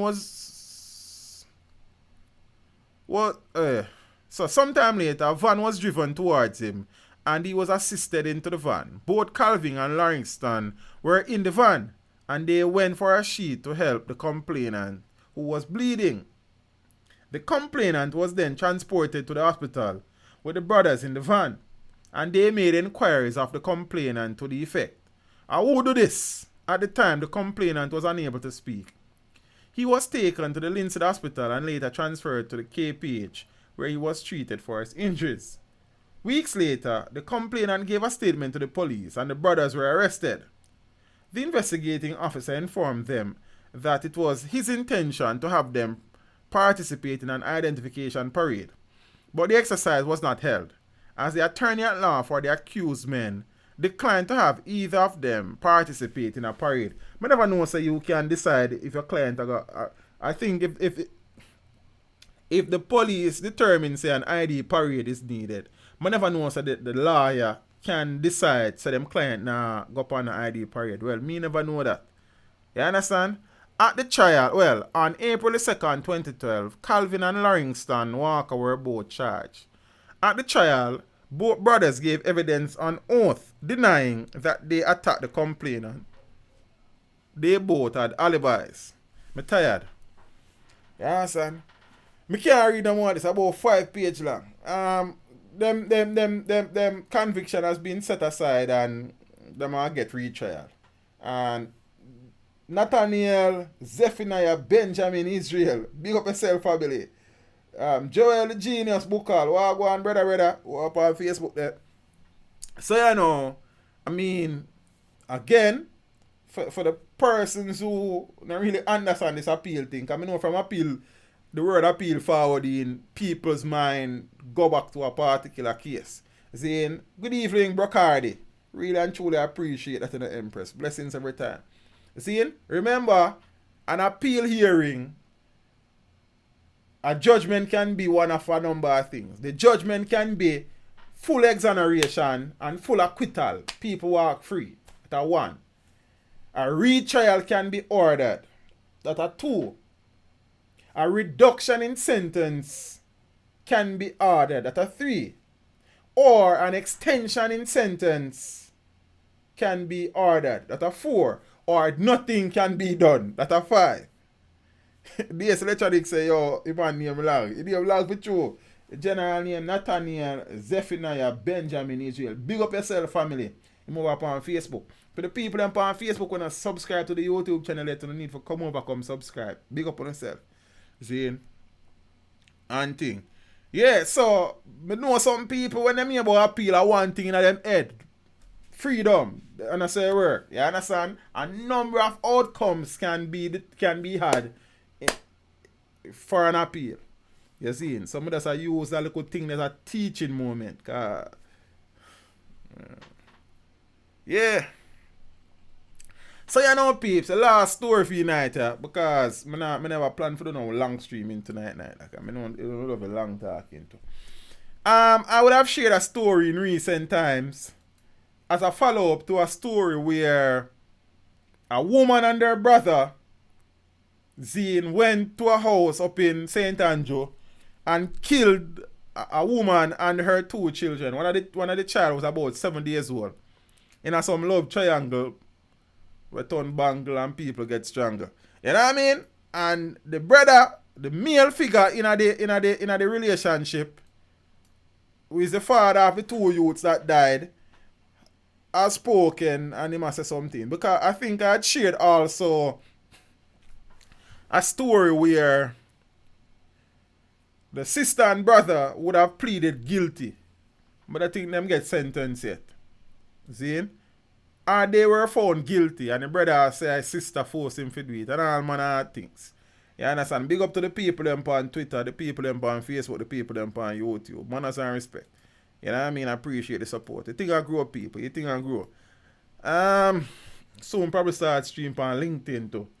We'll do that application there and wait. You see it?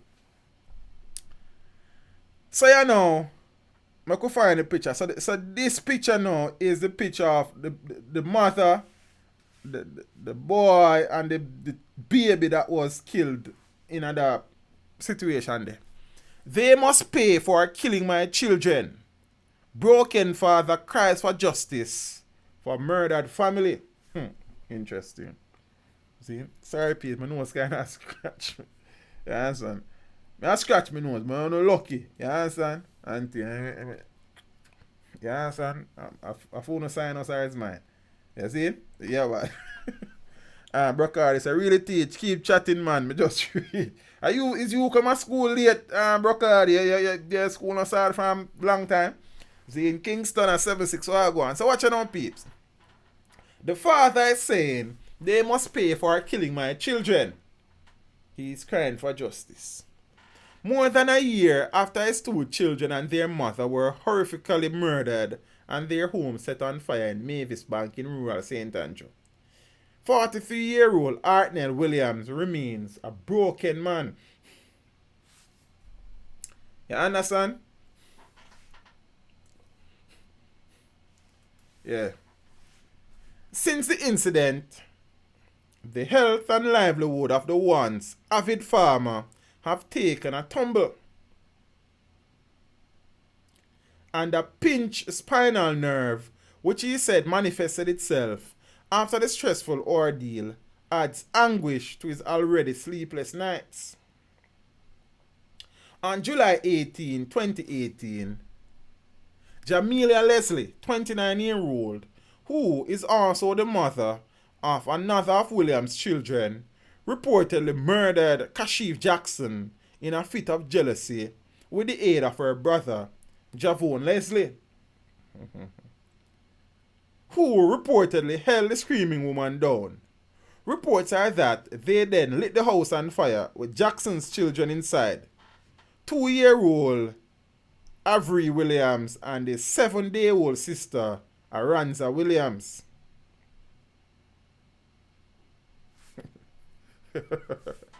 Tracy Scott, so whenever I say I pick out the doors. No, I can't do that, Empress. You know what?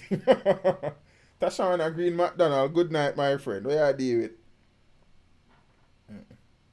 And the last, I mean, I understand this a teacher, yeah. No class Friday. And, brother, me keep class Thursday, brother. Me stream for about 2.5 hour Thursday evening. Extra class 173. Because me never did plan for stream Friday because me didn't have a look at engagement. And me stream Friday night at 10 o'clock for about 1 hour and look a bit call-in program. How you do? Set a notification bell, brother. You understand? You know, easy. Me been a keep extra class, night school. You understand? And you the some me a farm food. Eh? So watch out now, peeps. The mother and children perished. Last month, the brother and sister were sentenced to 88 years in prison for the stabbing and arson and for the suffocation of Avery and Aranza. The sentences are to be served at the same time, which means that the Leslies will spend 36 years behind bars. This, however, has not gone down well with residents of Tower Hill or with Williams, whose elderly mother died the same day last month that the ruling was being handed down in the Supreme Court. Them should have did get the whole 88 years. Because right now, them give them 36 years for the mother and the mother that they killed. 21 years for each child and 10 years for the house that they light. But to me, it's like them only going to serve 36 years for the mother alone. Argued Williams with a somber expression. So it is like they don't get any time for me picking them. Williams said the son he had with Jamila is now living with her relatives. Since the incident, he had tattooed the names of his dead children and their mother on his arm. He drank himself into a stupor on his daughter's birthday last month and admits that he needs psychological help to effectively deal with his grief. His counselor is, however, located miles away in St. Andrew, and without a job, Williams said he cannot afford the $2,000 for each visit plus bus fare. So, him did I take care of 3 youths and 2 baby mother. Alright. I ball every day because it's better me did dead because I could have put a stop to it. You know how long me not read the article yet, you know. But this is a point where me need to point out. A point where I need to point out. Hold on. Watch out. I ball every day because it's better me did dead because I could have put a stop to it. Recalling months earlier when Jamila tried to poison young Avery by pouring pesticide into the young baby's box juice. You know, see Jamila is a mad woman family? You didn't see that? The police, them begged me to lock her up. And I begged for her. Now she come and kill the 3 of them.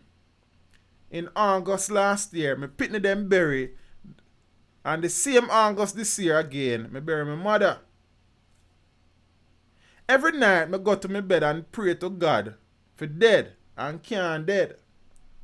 Because of the pinched nerve, I forgot to say I have pinched nerve. I cannot work like before to support my youth them. And if me can't support them, no better me dead. Question the father who is struggling to cover back to school expenses for 4 other children. Sorry, peace. 13 years old, 10 years old, 5-year-old, and 4-year-old. So in all, this gentleman had 7 children. 2 is now dead. The one he had with the woman who killed the other 2 is now with relatives, and there are 4 more.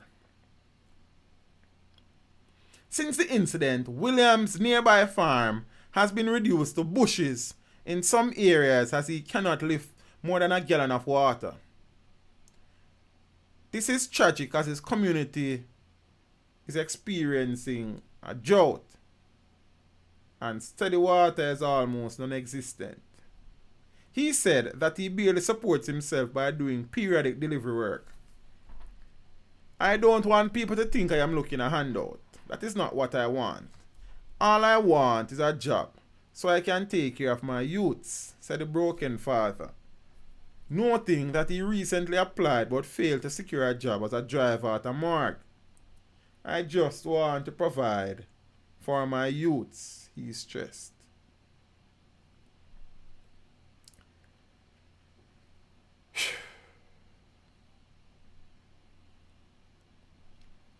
My understanding, based on the previous article when Jamelia and her brother Javon were sentenced, it was highlighted in that article that Jamelia, who did a work in a one good job, used to take care of the man, the farmer brother here. So I guess probably that's why I never did want to leave her, really. And that's why I'm ball fishing and go to prison when him try poison him 2-year-old. It's sad. Yeah? But the reality family is if you spread the bed hard, you have to lay down in the hard. You understand what I say? I don't feel sorry for him. I feel sorry for the youths them who were burned to death. Well, asphyxiation them dead from still. You see it? I feel sorry for the other youths that can't go to school. But him as a man, me personally not sorry for him. I tell you the truth. You understand what I say? It might sound harsh. But if the information that was presented in the previous article that I had shared with you guys is correct, where said Jamelia, the one who killed everybody on screen, used to take care of him and him used the money to take care of them. So, him should have did know.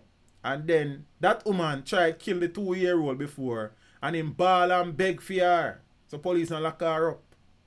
And see the result there. Yeah, understand what I say? So that way, I hope that the youths will get some help though. And they can return to school and them something there. You see? And thing. Imagine that woman that try to kill my youth. See? Me ball and beg for her and then she can kill my youth and my baby mother. Youths. 7-year-old child, you know? And 2-year-old, you know? After she try poison the little baby from long time. Yo, yeah, me I say, man.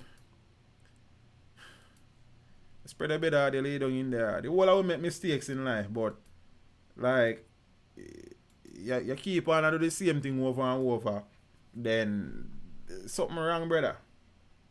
You see me I say. Johnny boy, what go on, bro? You see him? So, I don't know. I hope him get a job too still. I hope him get a job. See me? But I find a story there before I left. 6 cops. Charge.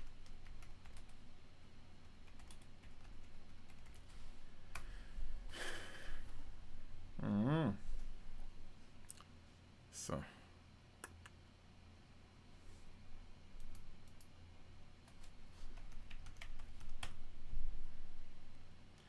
Rodney Forbes, how I go on family, Miss Barbara Campbell, blessings. You had on a broad TV with Tash and nonsense. You understand? Alright, so I'm gonna share that one story. You see, we make sure script a set amount of story because I don't want to know what a long talking to that. I'm smart on it, and I think you can trick me, you know. You understand? Smart on, man. You see it? Alright, well. I'm fine, yeah, so.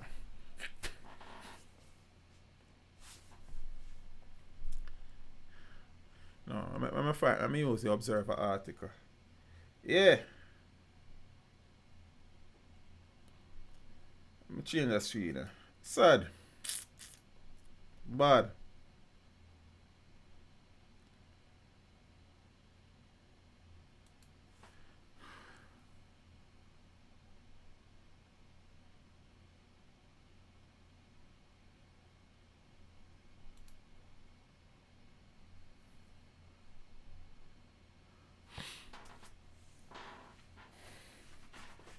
So you know, peeps, 6 cops charged with murder of 3 men in 2013. Fire us. What go on out? Everything good? Hey Shanine, how are you? 6 cops charged with the murder of 3 men in 2013. Suppose we normally say there's no justice, but I suppose there have been justice. You understand? And they will continue to be. I suppose it's just probably not evenly dispensed and thing from time to time. You see me? May I try? So take a while.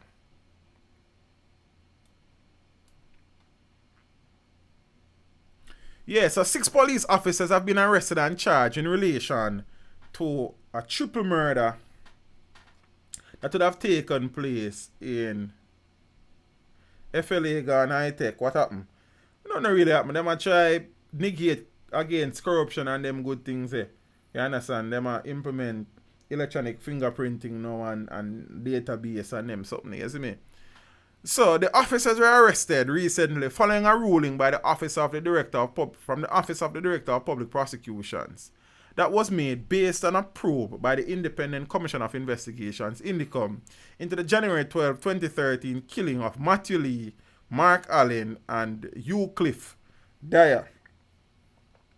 INDICOM identified the 6 officers as Sergeant Simroy Mott, Corporal Donovan Fullerton, Constables Andrew Smith, Sheldon Richards, Orlando Rose, and Richard Lynch. Fullerton was further charged with making a false statement to INDICOM. The 6 officers were taken before the Kingston and St. Andrew Parish Court and were granted bail in the sum of $600,000 each, with sureties, and the matter is set for mention on September 30, 2019. INDICOM said its report for the incident was completed in May of 2017, but the charges have been pending because of court actions by the police. So I guess them lose them court action suit and things. So I could see how that gonna, because you know one thing go. You see me? Watch and see. Peeps, me I call it a night. That's all. You understand? I know so gonna come on a draw chair and sitting for you all night. And I want to work on 2 videos in the night before I go sleep. So that's the next thing. You understand? I'm going to upload for a morning. I've been a rest. Tired.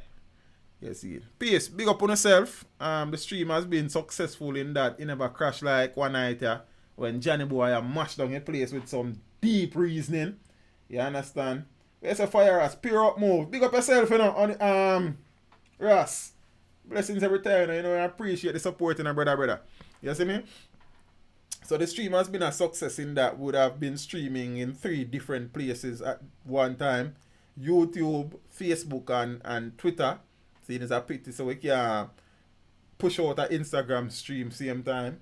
But, you know, we can stream with IG for our phone one of them time. You know what I think. But we give thanks. The testing is going well. Look like I'm going to stick with Restream. As Restream is a little bit more user-friendly than Caster.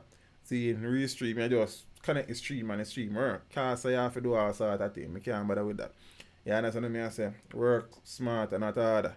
You see me? So because I like this, hey Desha, how are you there? Yeah, that's a forward and I think. I cut out, you know. Johnny Boy said that is rich. You see me? So we are learning the tech part, I think, Johnny. You understand? As I say, we need some additional hardware. You see, to improve certain things. Because what I want to do is the call-in stream last night was fun. Friday night was fun. I probably bring that back to Wednesdays. But instead of doing it like 6 o'clock or 7 o'clock, I might do it like later down in the night, like 9 o'clock.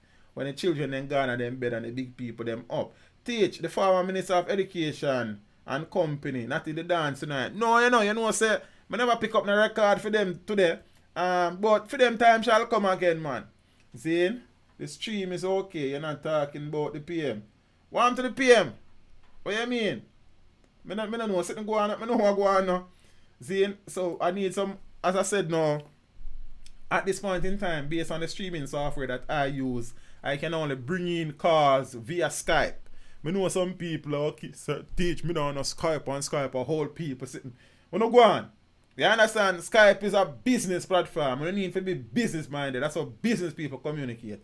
About Skype for all people. No go on here. But I want to make it possible where people can just take up them phone and dial in or use WhatsApp. So I go experiment with a little thing. I'm been do some research, but you have some big old things, but me not have space for my deck to them things and well for wire. If you realize you look at my setup, you hardly see any wire. Me not like the wire thing. You understand what I say? So me not into that, and my deck space is not. You see me? So I want, you understand? Me need another monitor, one vertical monitor for go yes so.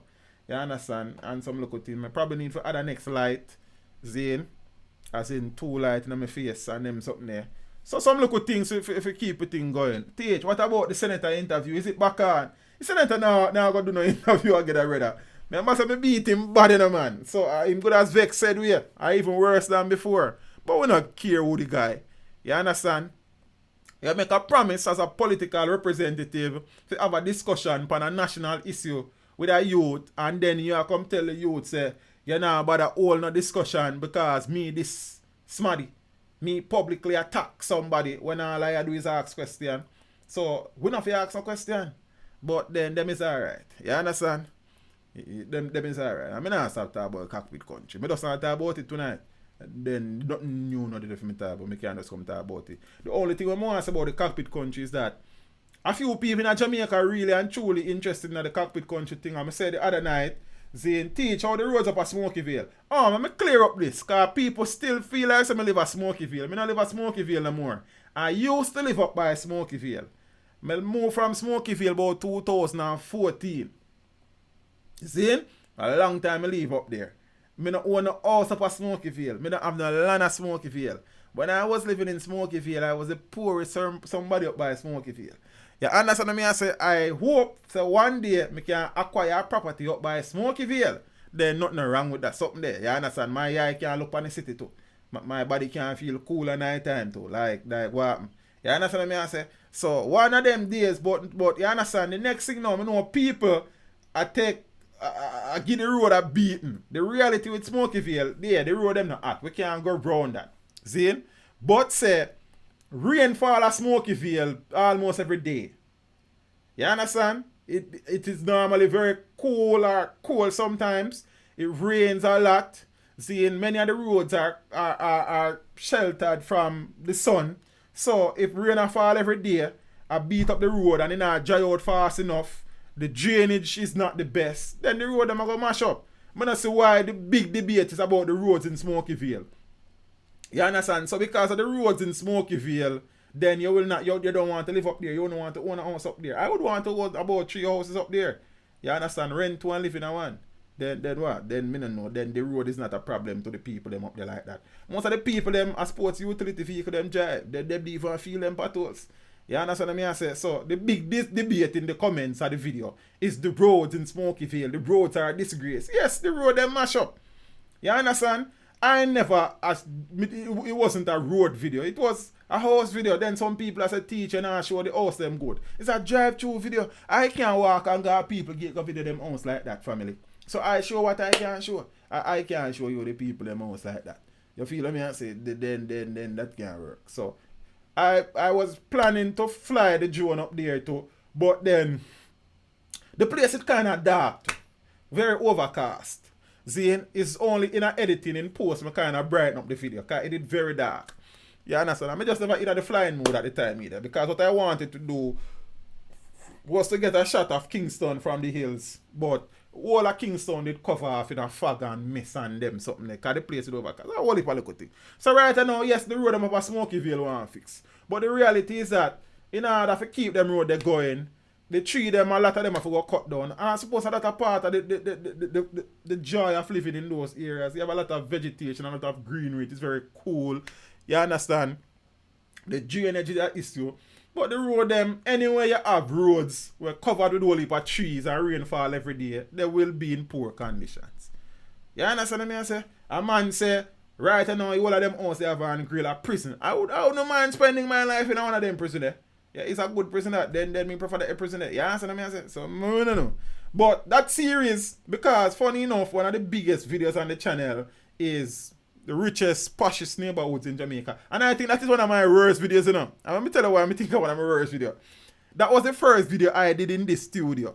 At that time, there was nothing in here. Only the table, this desk here, so one chair, nothing else never in here at the time.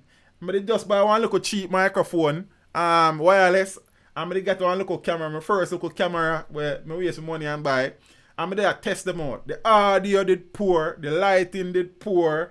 I did a read off a tablet CMA, so you know, so when you look down on the tablet and look up in your phone, you're blind. So the reading did off. And funny enough, that video went viral, almost 600,000 views.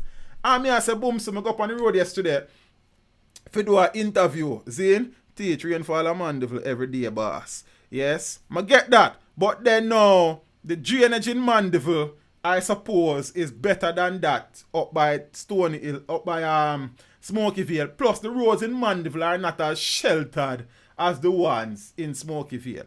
And the reality that. You understand what I mean? I say, so me don't tell them they say the road them want fix it now. But I not see why the big issue is the road.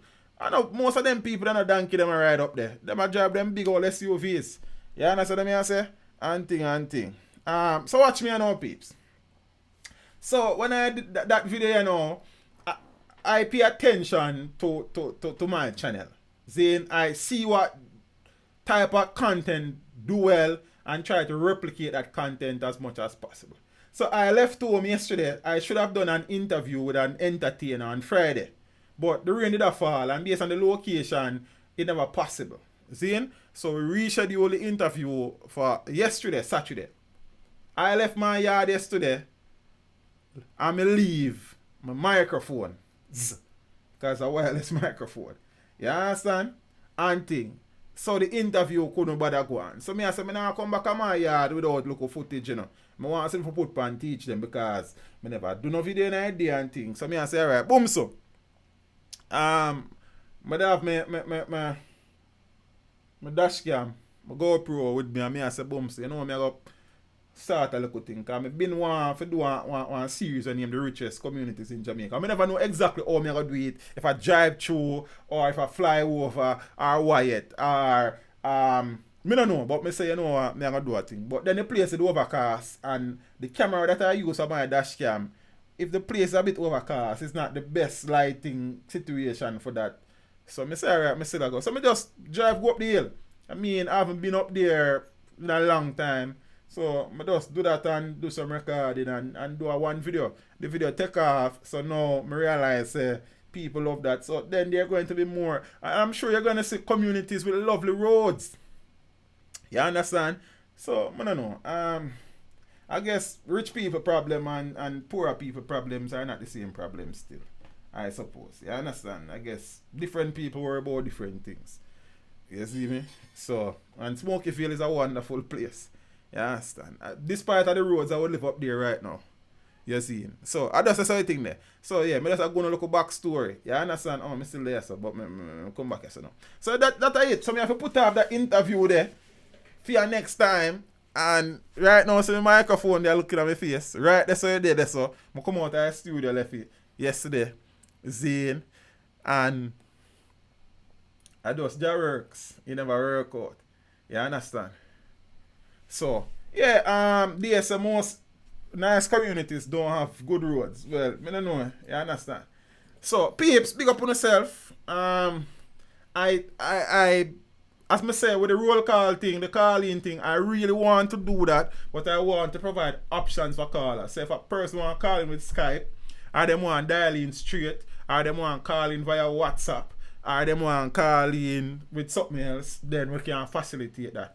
As I say, I have been doing some research. I don't want a big old equipment. I just want a little thing where I can connect my phone to, then connect it to my interface and everything work and good. So I experiment with something. Jason Jones, pick up yourself. Do you nerd? Father Earth, oh, go on, big brother, everything good, sir. Miss Anne-Marie Buchanan, how are you? Zane? So, you know what I think, that's this freeze up over here, so I don't know. Let me see, yeah, everything alright. You see me? So, yeah, peeps, I them look at things there. So, just be patient. We work on the thing. What do you think about the whole heap of corruption that happen all over Jamaica? I talk about corruption that happen all over Jamaica every day. I don't know what the office said. I wish it stop. As I've said before, Rodney Frobs, the three biggest problems facing Jamaica are: one, corrupt politicians and agencies and people in general, corruption on a whole, Zane, corruption in the police force, and the mindset of the people. Those are the three biggest problems facing Jamaica. Our mindset, because we don't know what we want, we just come talk about what we want. Say we want this, but we don't know what we want as people. We're confused. Zane, corrupt politicians, corrupt police officers. You know what I mean?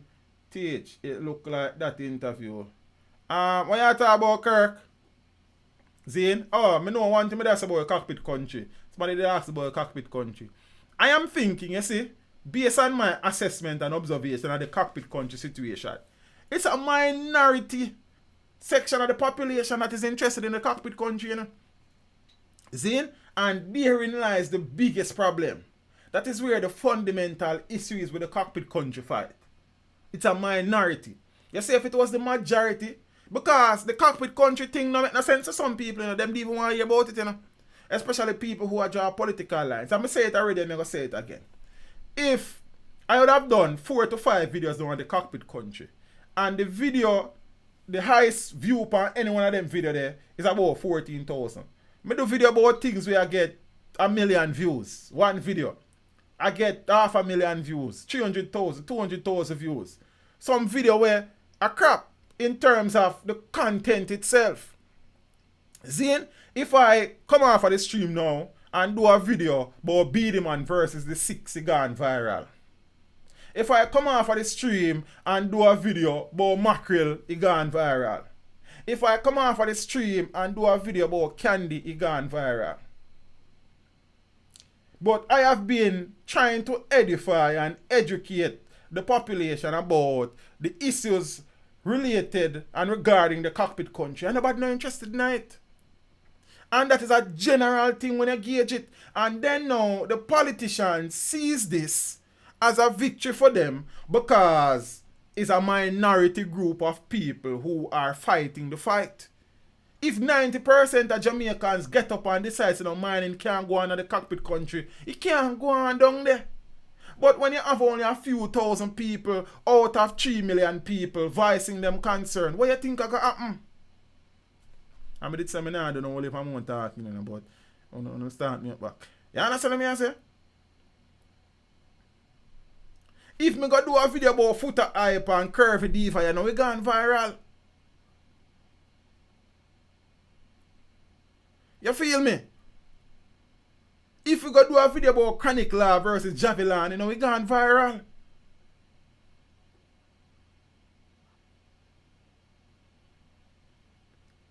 But the real issues them in the country we're not interested in. And the cockpit country is something of national importance. But we're not into that. We're in the sus and the gossip and the cas and things we have no value to it.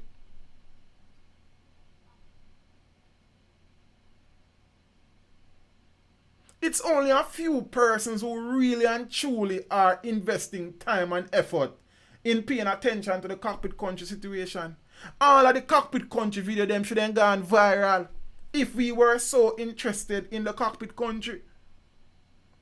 Then you see why certain things can't happen, because a majority rules.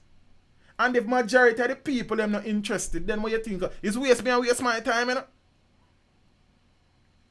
Because look upon it now. I'm going to do the maths.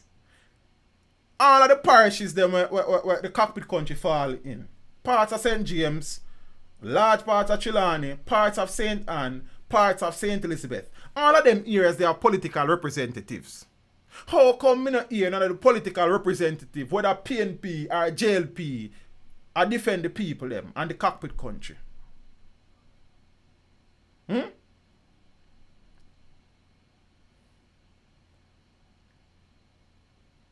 Me not hear nobody from the maroon community talk about the cockpit country situation. Me I wonder why I go on with that.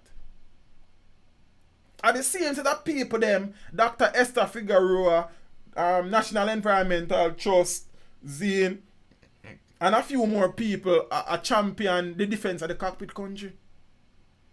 So, the government will be emboldened and feel like them have a greater position of strength because the majority of people don't care or they don't choose to care or they feel that the cockpit country situation don't affect them. Yes, me know say the opposition, because of them conscience, probably feel like the cockpit country is something that them have to approach tentatively, knowing say the People's National Party actually gave the mining lease to Naranda in 2004. So it's probably a conscience thing for them. And people are going to say, you want to move from your and go because you want to sell out the country first. Me just hear Peter Phillips the other day I say some few things. Me hear Basil wait to talk about something. But me don't hear nobody else. So right now, it's a few people that fight the cockpit country battle. Majority of Jamaicans are interested. Because if majority of Jamaicans are interested, you see, the license to Noranda would have been retracted already. Because when I realize that it's not going to fly. But what? Them have them people on the ground, in the streets, in the media, engage the people, them, you know. And know, say, look here, people that's going to make up some nice for a little while, and a few people that make up nice, and a big head one, they both say, him name teach them, him not make no sense. And the Rasta one, the name Spraga, and the Slim one, the name Bounty Killer, them is a waste of them time. Because right now, a few people are talk. So them alright.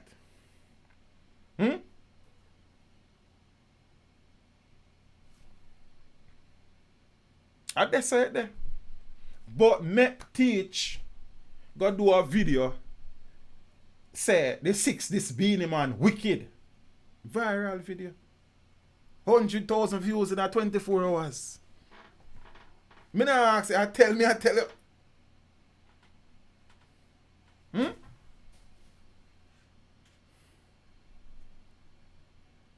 Alkaline this popcorn, wicked. Viral video. You understand? Jada Kingdom versus Shensia. Viral video. The cockpit country. Nobody video. But at the end of the day, Xavier X, we take on the responsibility to be a voice. And for a number of reasons. One, we're not fool. Two, it's a national issue, that will affect Jamaicans for years and years to come if mining is done. I am a Jamaican. Thirdly, I am a teacher of geography and somebody who's qualified in geography and environmental studies. So that's something that affect me. You understand? So me going to talk about it, irrespective of how many people view the videos them. Because the reality, you know, as Confucius once said, that a single rice grain can tip the scales. You understand? And we understand that one voice can start a whole chorus. You see what I mean? So, Jamaican situation is sad more time you sit down and look on it. See, it really and truly sad when you sit and look at it sometime and you address and analyze the situation. And you just feel like, say, yo, it even make no sense you talk sometimes. Because the moment you talk, you fight people, you attack people, there's a PNP, there's a labor right.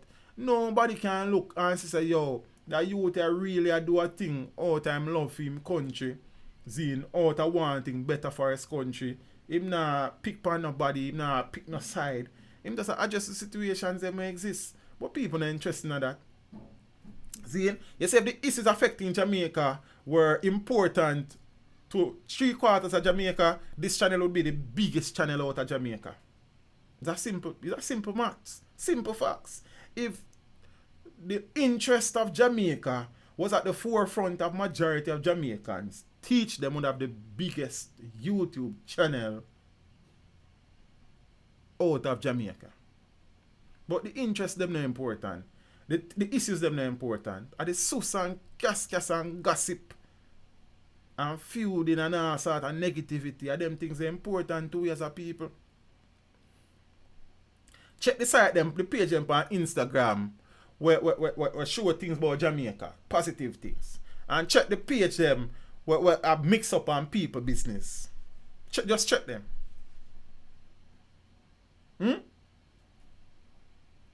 Check the artists them we are do positive music, uplifting music, versus a man we are sing about guns, girls, and money. Right now, when certain artists go up on stage, you them and say them for come off. Them want to see 7 and 8.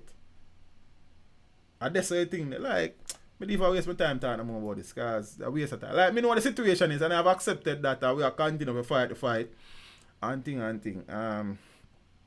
I know that I reach some people. I know that I disrupt some things. I know that I make some people second guess some things. And that are the most me can do and I'll continue to do that.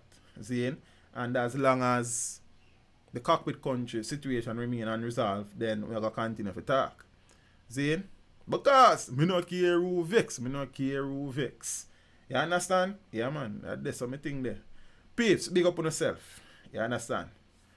And thing. You know, we appreciate the support. We appreciate everything. The people that we criticize, the people that we cuss with, the people them where unsubscribe, the people them where say we go, people them where say we voice a 9, the people them where say we can't read, the people them where say everything negative, big up on yourself.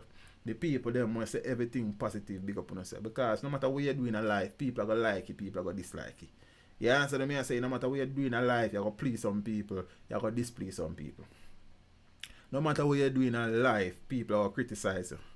Zine, I know that. I am good with that. You understand what I say? Zine, we continue to work because without the haters, then we're not motivators. You understand what I say? And thing, I'm teaching my opinion. Plan mining of the cockpit country will affect the entire. A simple math that, finna, you don't have to go to school to adopt that, but some people can't add. None at all. You understand what I say? So, that's the thing. I really and truly appreciate the support. You understand? The constructive criticism. The criticism, it don't really matter. Then, you understand, we appreciate the advice and the suggestions and the recommendations. Big up to the people them who reach out and say, teach me, I beg you do this to me. I can't do everything when people ask me to do. Zine, I'm going to put it out there again. I will not upload any song for any artist for my channel.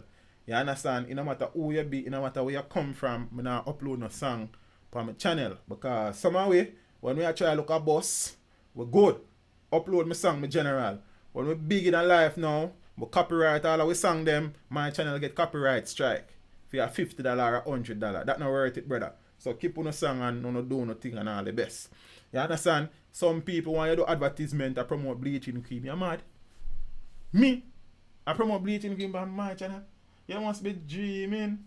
You see me? And sex toys and sex pills and no, them things can't work.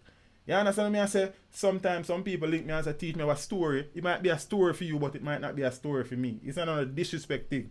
You understand? Some things where you might find interesting to you, not interesting to me. At the end of the day, I create content for people to view it so I can make some money. So and everything where you will see as a big story means as a big story. And every topic where you will see as a big topic means as a big topic. You understand? Some of the time, everything they want to interest you, and them they interest me.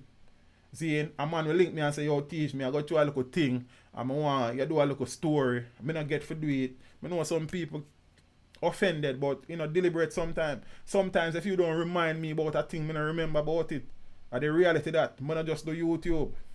And even though I'm there on summer holiday, like, I'm still attached to my place of work. You understand? Them can call me anytime I need to come do this. Plus, me have responsibilities at my place of work. You see me I say? Plus, me have a life outside of YouTube and my place of work. So, me can't be all things to everybody. Me try to be as humble as possible. Me try to be as accommodating as possible. Try to be as flexible as possible. You understand? As polite as possible. But then, you have to understand, say, I am only one person. I am only human. Me no mean no disrespect to nobody. Zine, you have some people who are very pushy. Zine, some people call you, link you and say, yo, teach. Me have a YouTube channel, I want a shout out. You don't just get shout outs, brother. Me can't just get up and shout out your channel. And when me go over your channel, not dep on your channel for me shout out it for. Zine, you have to put in the work and me come across your channel and me say potential and me say first, do this and do that and do that and you feel like you don't want to do that. First thing, I not take no money from nobody for promote a channel. That's not the purpose of my channel. So nobody approach me and say, Teach, me have a channel and I want to pay you for your shout out. No, brother. Me encourage you. Me tell you, me look on your channel and tell you some things where you need to fix and you go fix it. Zine? And some of the man, them the first thing when them link, them tell you, say, yo, I have a YouTube channel and I want to make some money and I not make no money. If you approach a YouTube thing and the first thing in your head have to make money, then I waste of time. Put in the work, brother, and the money will come. Zine, when I just start my YouTube channel, like 3 months before me even collect the money. You understand what I say? And I make money from the first month. I'm not collect it until 3 months time. Put in the work and try to improve your thing. If your first thing to make money on YouTube, then your channel will go fail. I can tell you that. You see what I say? So when I approach it, I'm willing to help any man with them channel. I'm willing to look on your channel and say, yo, adjust that, fix that. Because we kind of understand certain things about the YouTube thing. We understand how certain things work. We understand the things them you have to do and the things them you have to do. So we don't have no issue. See, if you approach me with money first up, then nobody approach me. You understand what I say? Because this is not a money thing. You know how much people on a daily basis link me and say, yo, I have a song or I have an artist. No, I'm not interested in that. You see what I say? A principles thing there. It's not a money hunting thing this. Yes, I work where I work. But then no, me not go devalue my brand because of $50. You feel what I say? So now I just understand them things there. So I did feel a need to adjust them things this evening. So for the youth, them have a channel them. I not have no issue for a man reach out and say, Teach. I want some help, I want some suggestions, I want some recommendation. But now link me and tell me say you go pay me for shout out a channel or for run your channel ads by my. That not gonna work, brother. You have to be an idiot. You understand what I say? Nobody link me for upload no song or link me for review no song. I not review no songs. My channel is not a song review channel. If you didn't know about my channel, then you don't ask me to do that. You understand what I say? So you have many channels out there would do that. A business me thing there. Seeing building a brand, seeing I know my niche, I know my viewers and subscribers them want. I'm gonna try to give that to them. That are the thing what you need to do. You understand what I say? And stop think about money. Shaggy did telling us say before him really busting music work, shows for free at America, left, right, and center. So people start knowing him. I know some people can't pay Shaggy. And that's the thing there. You understand? Everybody have to start something. I'm willing to assist every youth. But I'm willing to assist the youth them the way them now want the assistance. Every man want you come on and say, yo, big up this man and big up that man. Then no, if you're coming on my stream and I see you, then me not have no problem. Say boom, so that's a different thing. You understand? Yeah, some man will just come for that too. But then at the end of the day, them man do them things said way. You see me I say, me not fight a man for that. But at the end of the day, you have to know, say, look here, this is not a shout out channel neither. Right now, I even shout out to people that support the thing most of the time. We're there until the end of the stream. Zine, so you have to just create your own thing. Zine, understand what you is about and keep your thing going. You see me? This is not, yo, any man come with money. No, we're not into that, brother. You understand? It's like you watch some man video sometime and the first half of the video is a song. Then that don't make no sense, brother. Your channel is about your content. And that's why people subscribe to you, know. Make a man go build a Vivo channel family. See enough man understand say eventually when them upload man channel, it will affect them in the future. Because when him pay 30 man for upload a song there, Zine and YouTube analytics are run, then it will show up as reused content on somebody channel, it might just be yours. Then when a man get big now and start protect him thing and copyright him thing, what will happen to your channel? You have to be wise, man, and realize, say, yo, $1 today can cost everything tomorrow. Be wise. You have to understand. See, and we take with time, we watch the people, them, we teach with the things, them. You have many channels. You have Tim Schmar, you have Think Media TV, you have Nick Nimen, you have Darrell Eves. The whole of them, man, all them do teach people how to build them channel. You not go watch them, man, and that me do to brother. You understand? And think I make my mistakes them. If me can help a youth from making a mistake, fine. But you have to understand, say, look here, some things you have to learn on your own. Me still learn things. Me still make mistakes. Me just try to limit them. You understand? But me just say all of this, we say, yo, understand when uno link teach, Zane, Me can't do everything what every man want me to do. And me will never do that neither. You understand? No matter how much money they can offer, that's not important to me. See, me never advertise on my channel per se like that again. Because if a man link me and say they want to advertise something and it don't make no sense to me, me not do it. It no matter how much money I offer, me not doing it. You see me I say? So you have to just find somebody else. When you link me and say you have a story, if it don't make no sense to me, it doesn't make no sense to me. Because your big story is not my big story. See, and next thing, I don't want my channel to be seen as a news channel. I've said that before, you know. I don't want when people think about my channel, oh, it's the news channel. No. A TVJ and CVM and Breaking News, JA and them channel like that. My channel covers a lot of ground, but I don't want to be seen as a news channel. I will share some news. The news thing that I share on my stream. You understand? I just get up every day, and because I can upload a news video every day, I don't choose to do that because my channel is about research. My channel is about bringing to the people them some things where can last, evergreen content. You do a news topic today, by 24, 30, 36, 48 hours that fade out and people move on. Me want a video where people watch 10,000 views each month going forward for the rest of my life. That's something there.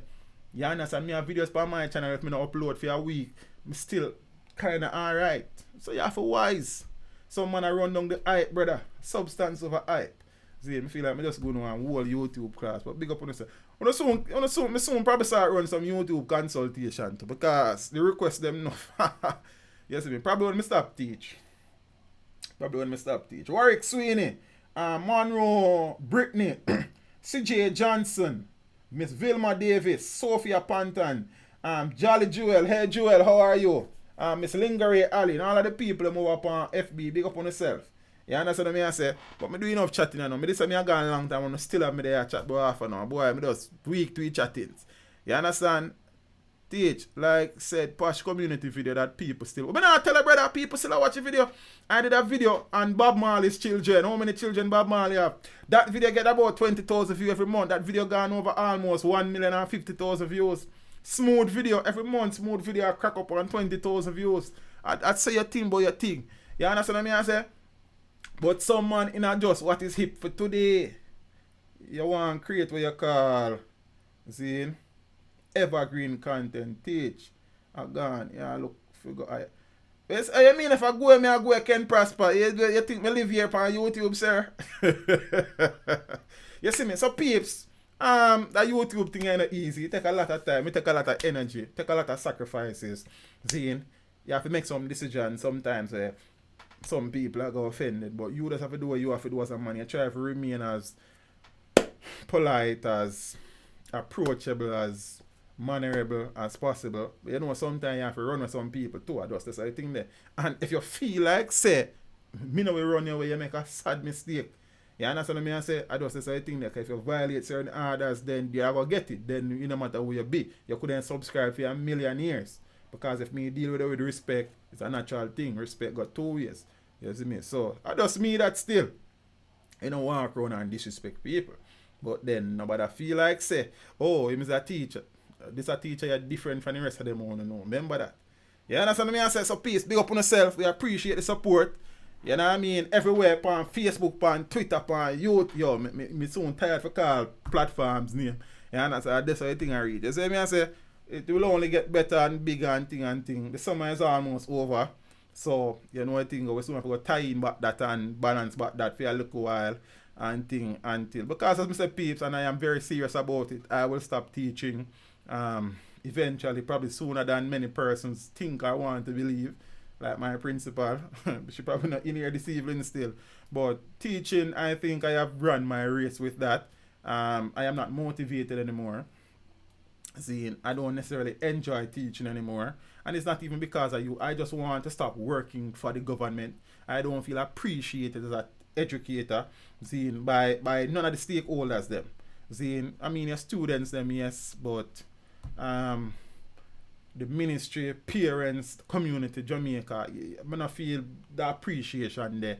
See, I don't think I really and truly make the difference I used to make one time. I think a time for me personally step away and do something else. So that I try to set some things in motion and in place where you understand what I say? Because you can't just walk away from your job and things not balance. That not make no sense. But me personally think say I would have run my race as a teacher. I said this people say but teaching is easy when like there were teachers before me and there will be teachers after me.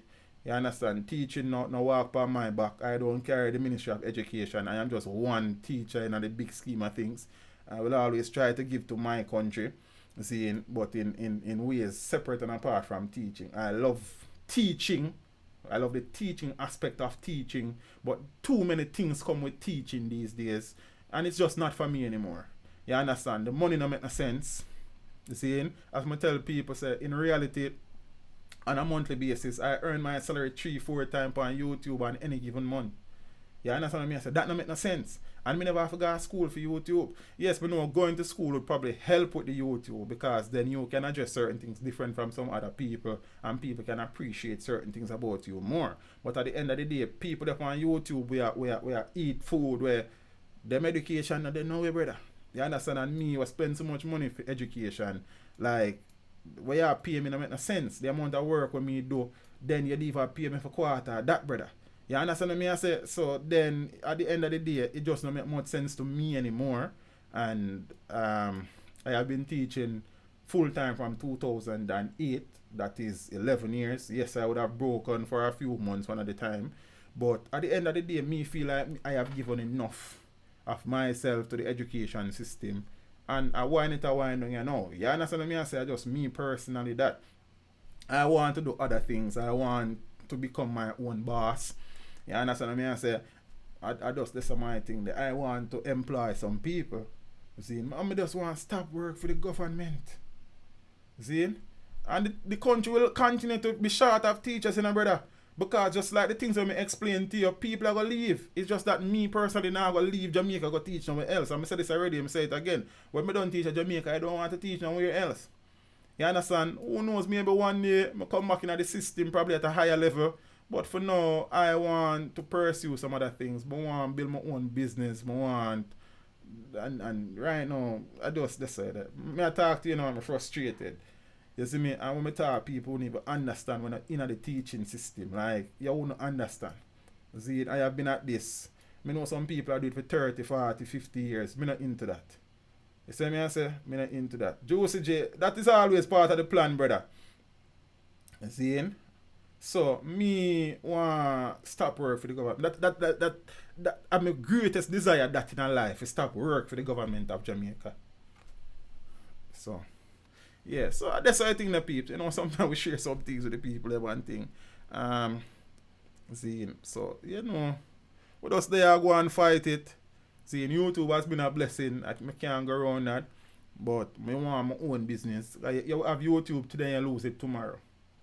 Like I have seen that in January, February, March, the channel was demonetized. You understand what I say? So with YouTube, you never know. You have it today, it gone tomorrow.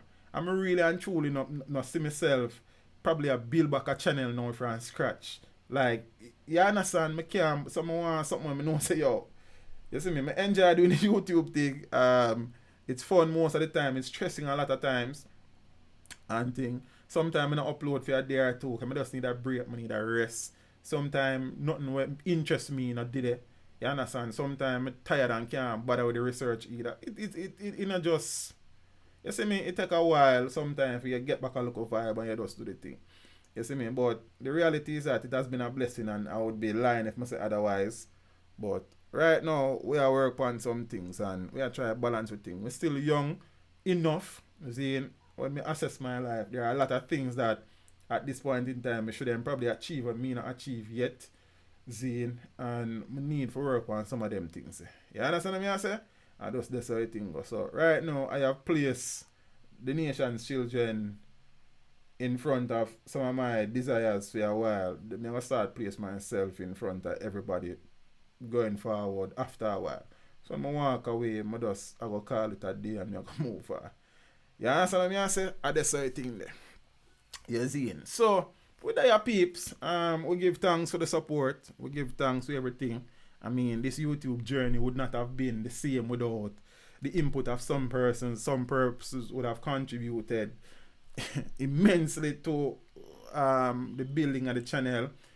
in supporting in various different ways, seeing support, encouragement, suggestions, establishing links, some persons financially. You understand? So we appreciate everybody and everyone.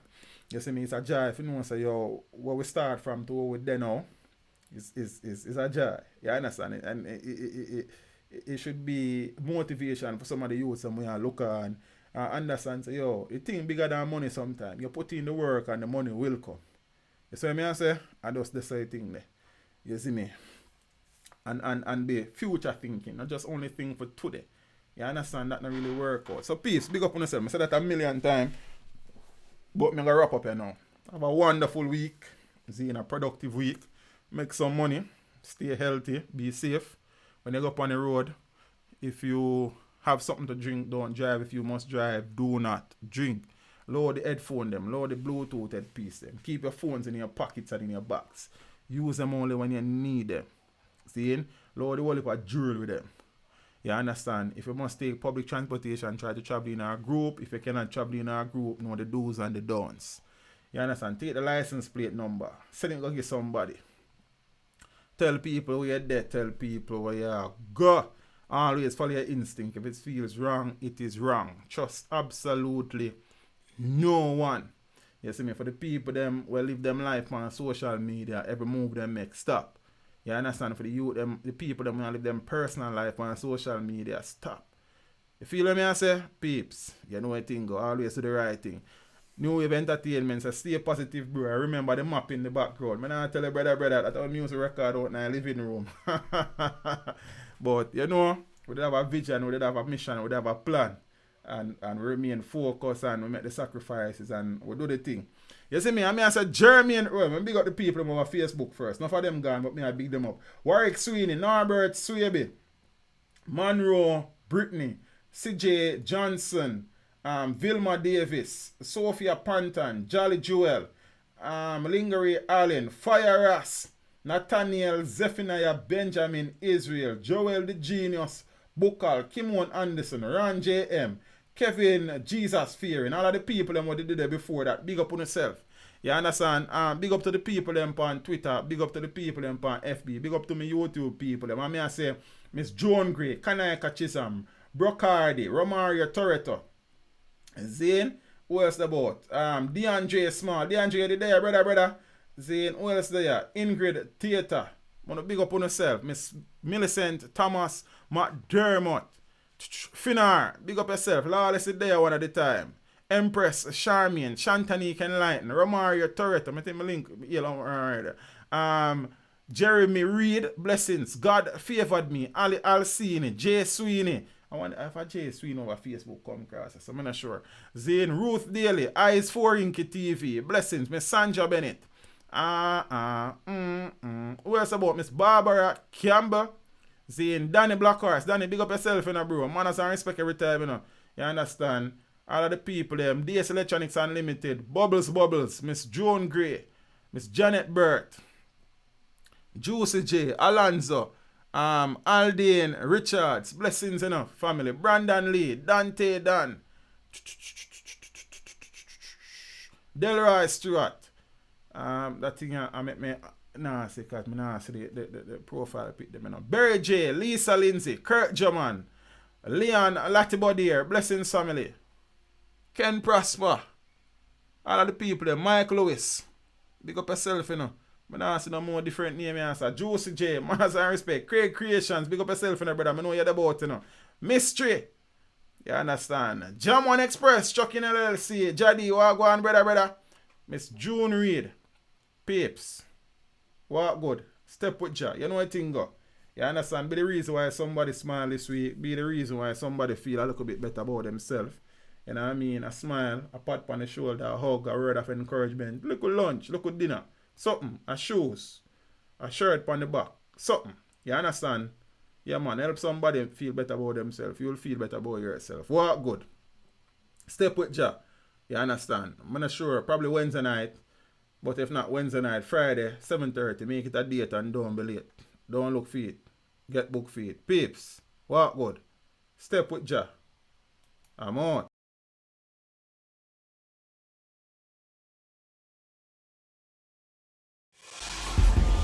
Teach them. Hey, yo, hello. Send the message and make it reach them. It's teach them. Right here. Warlord representing. Thank you for watching. Please leave a comment below. Remember to like and share the video.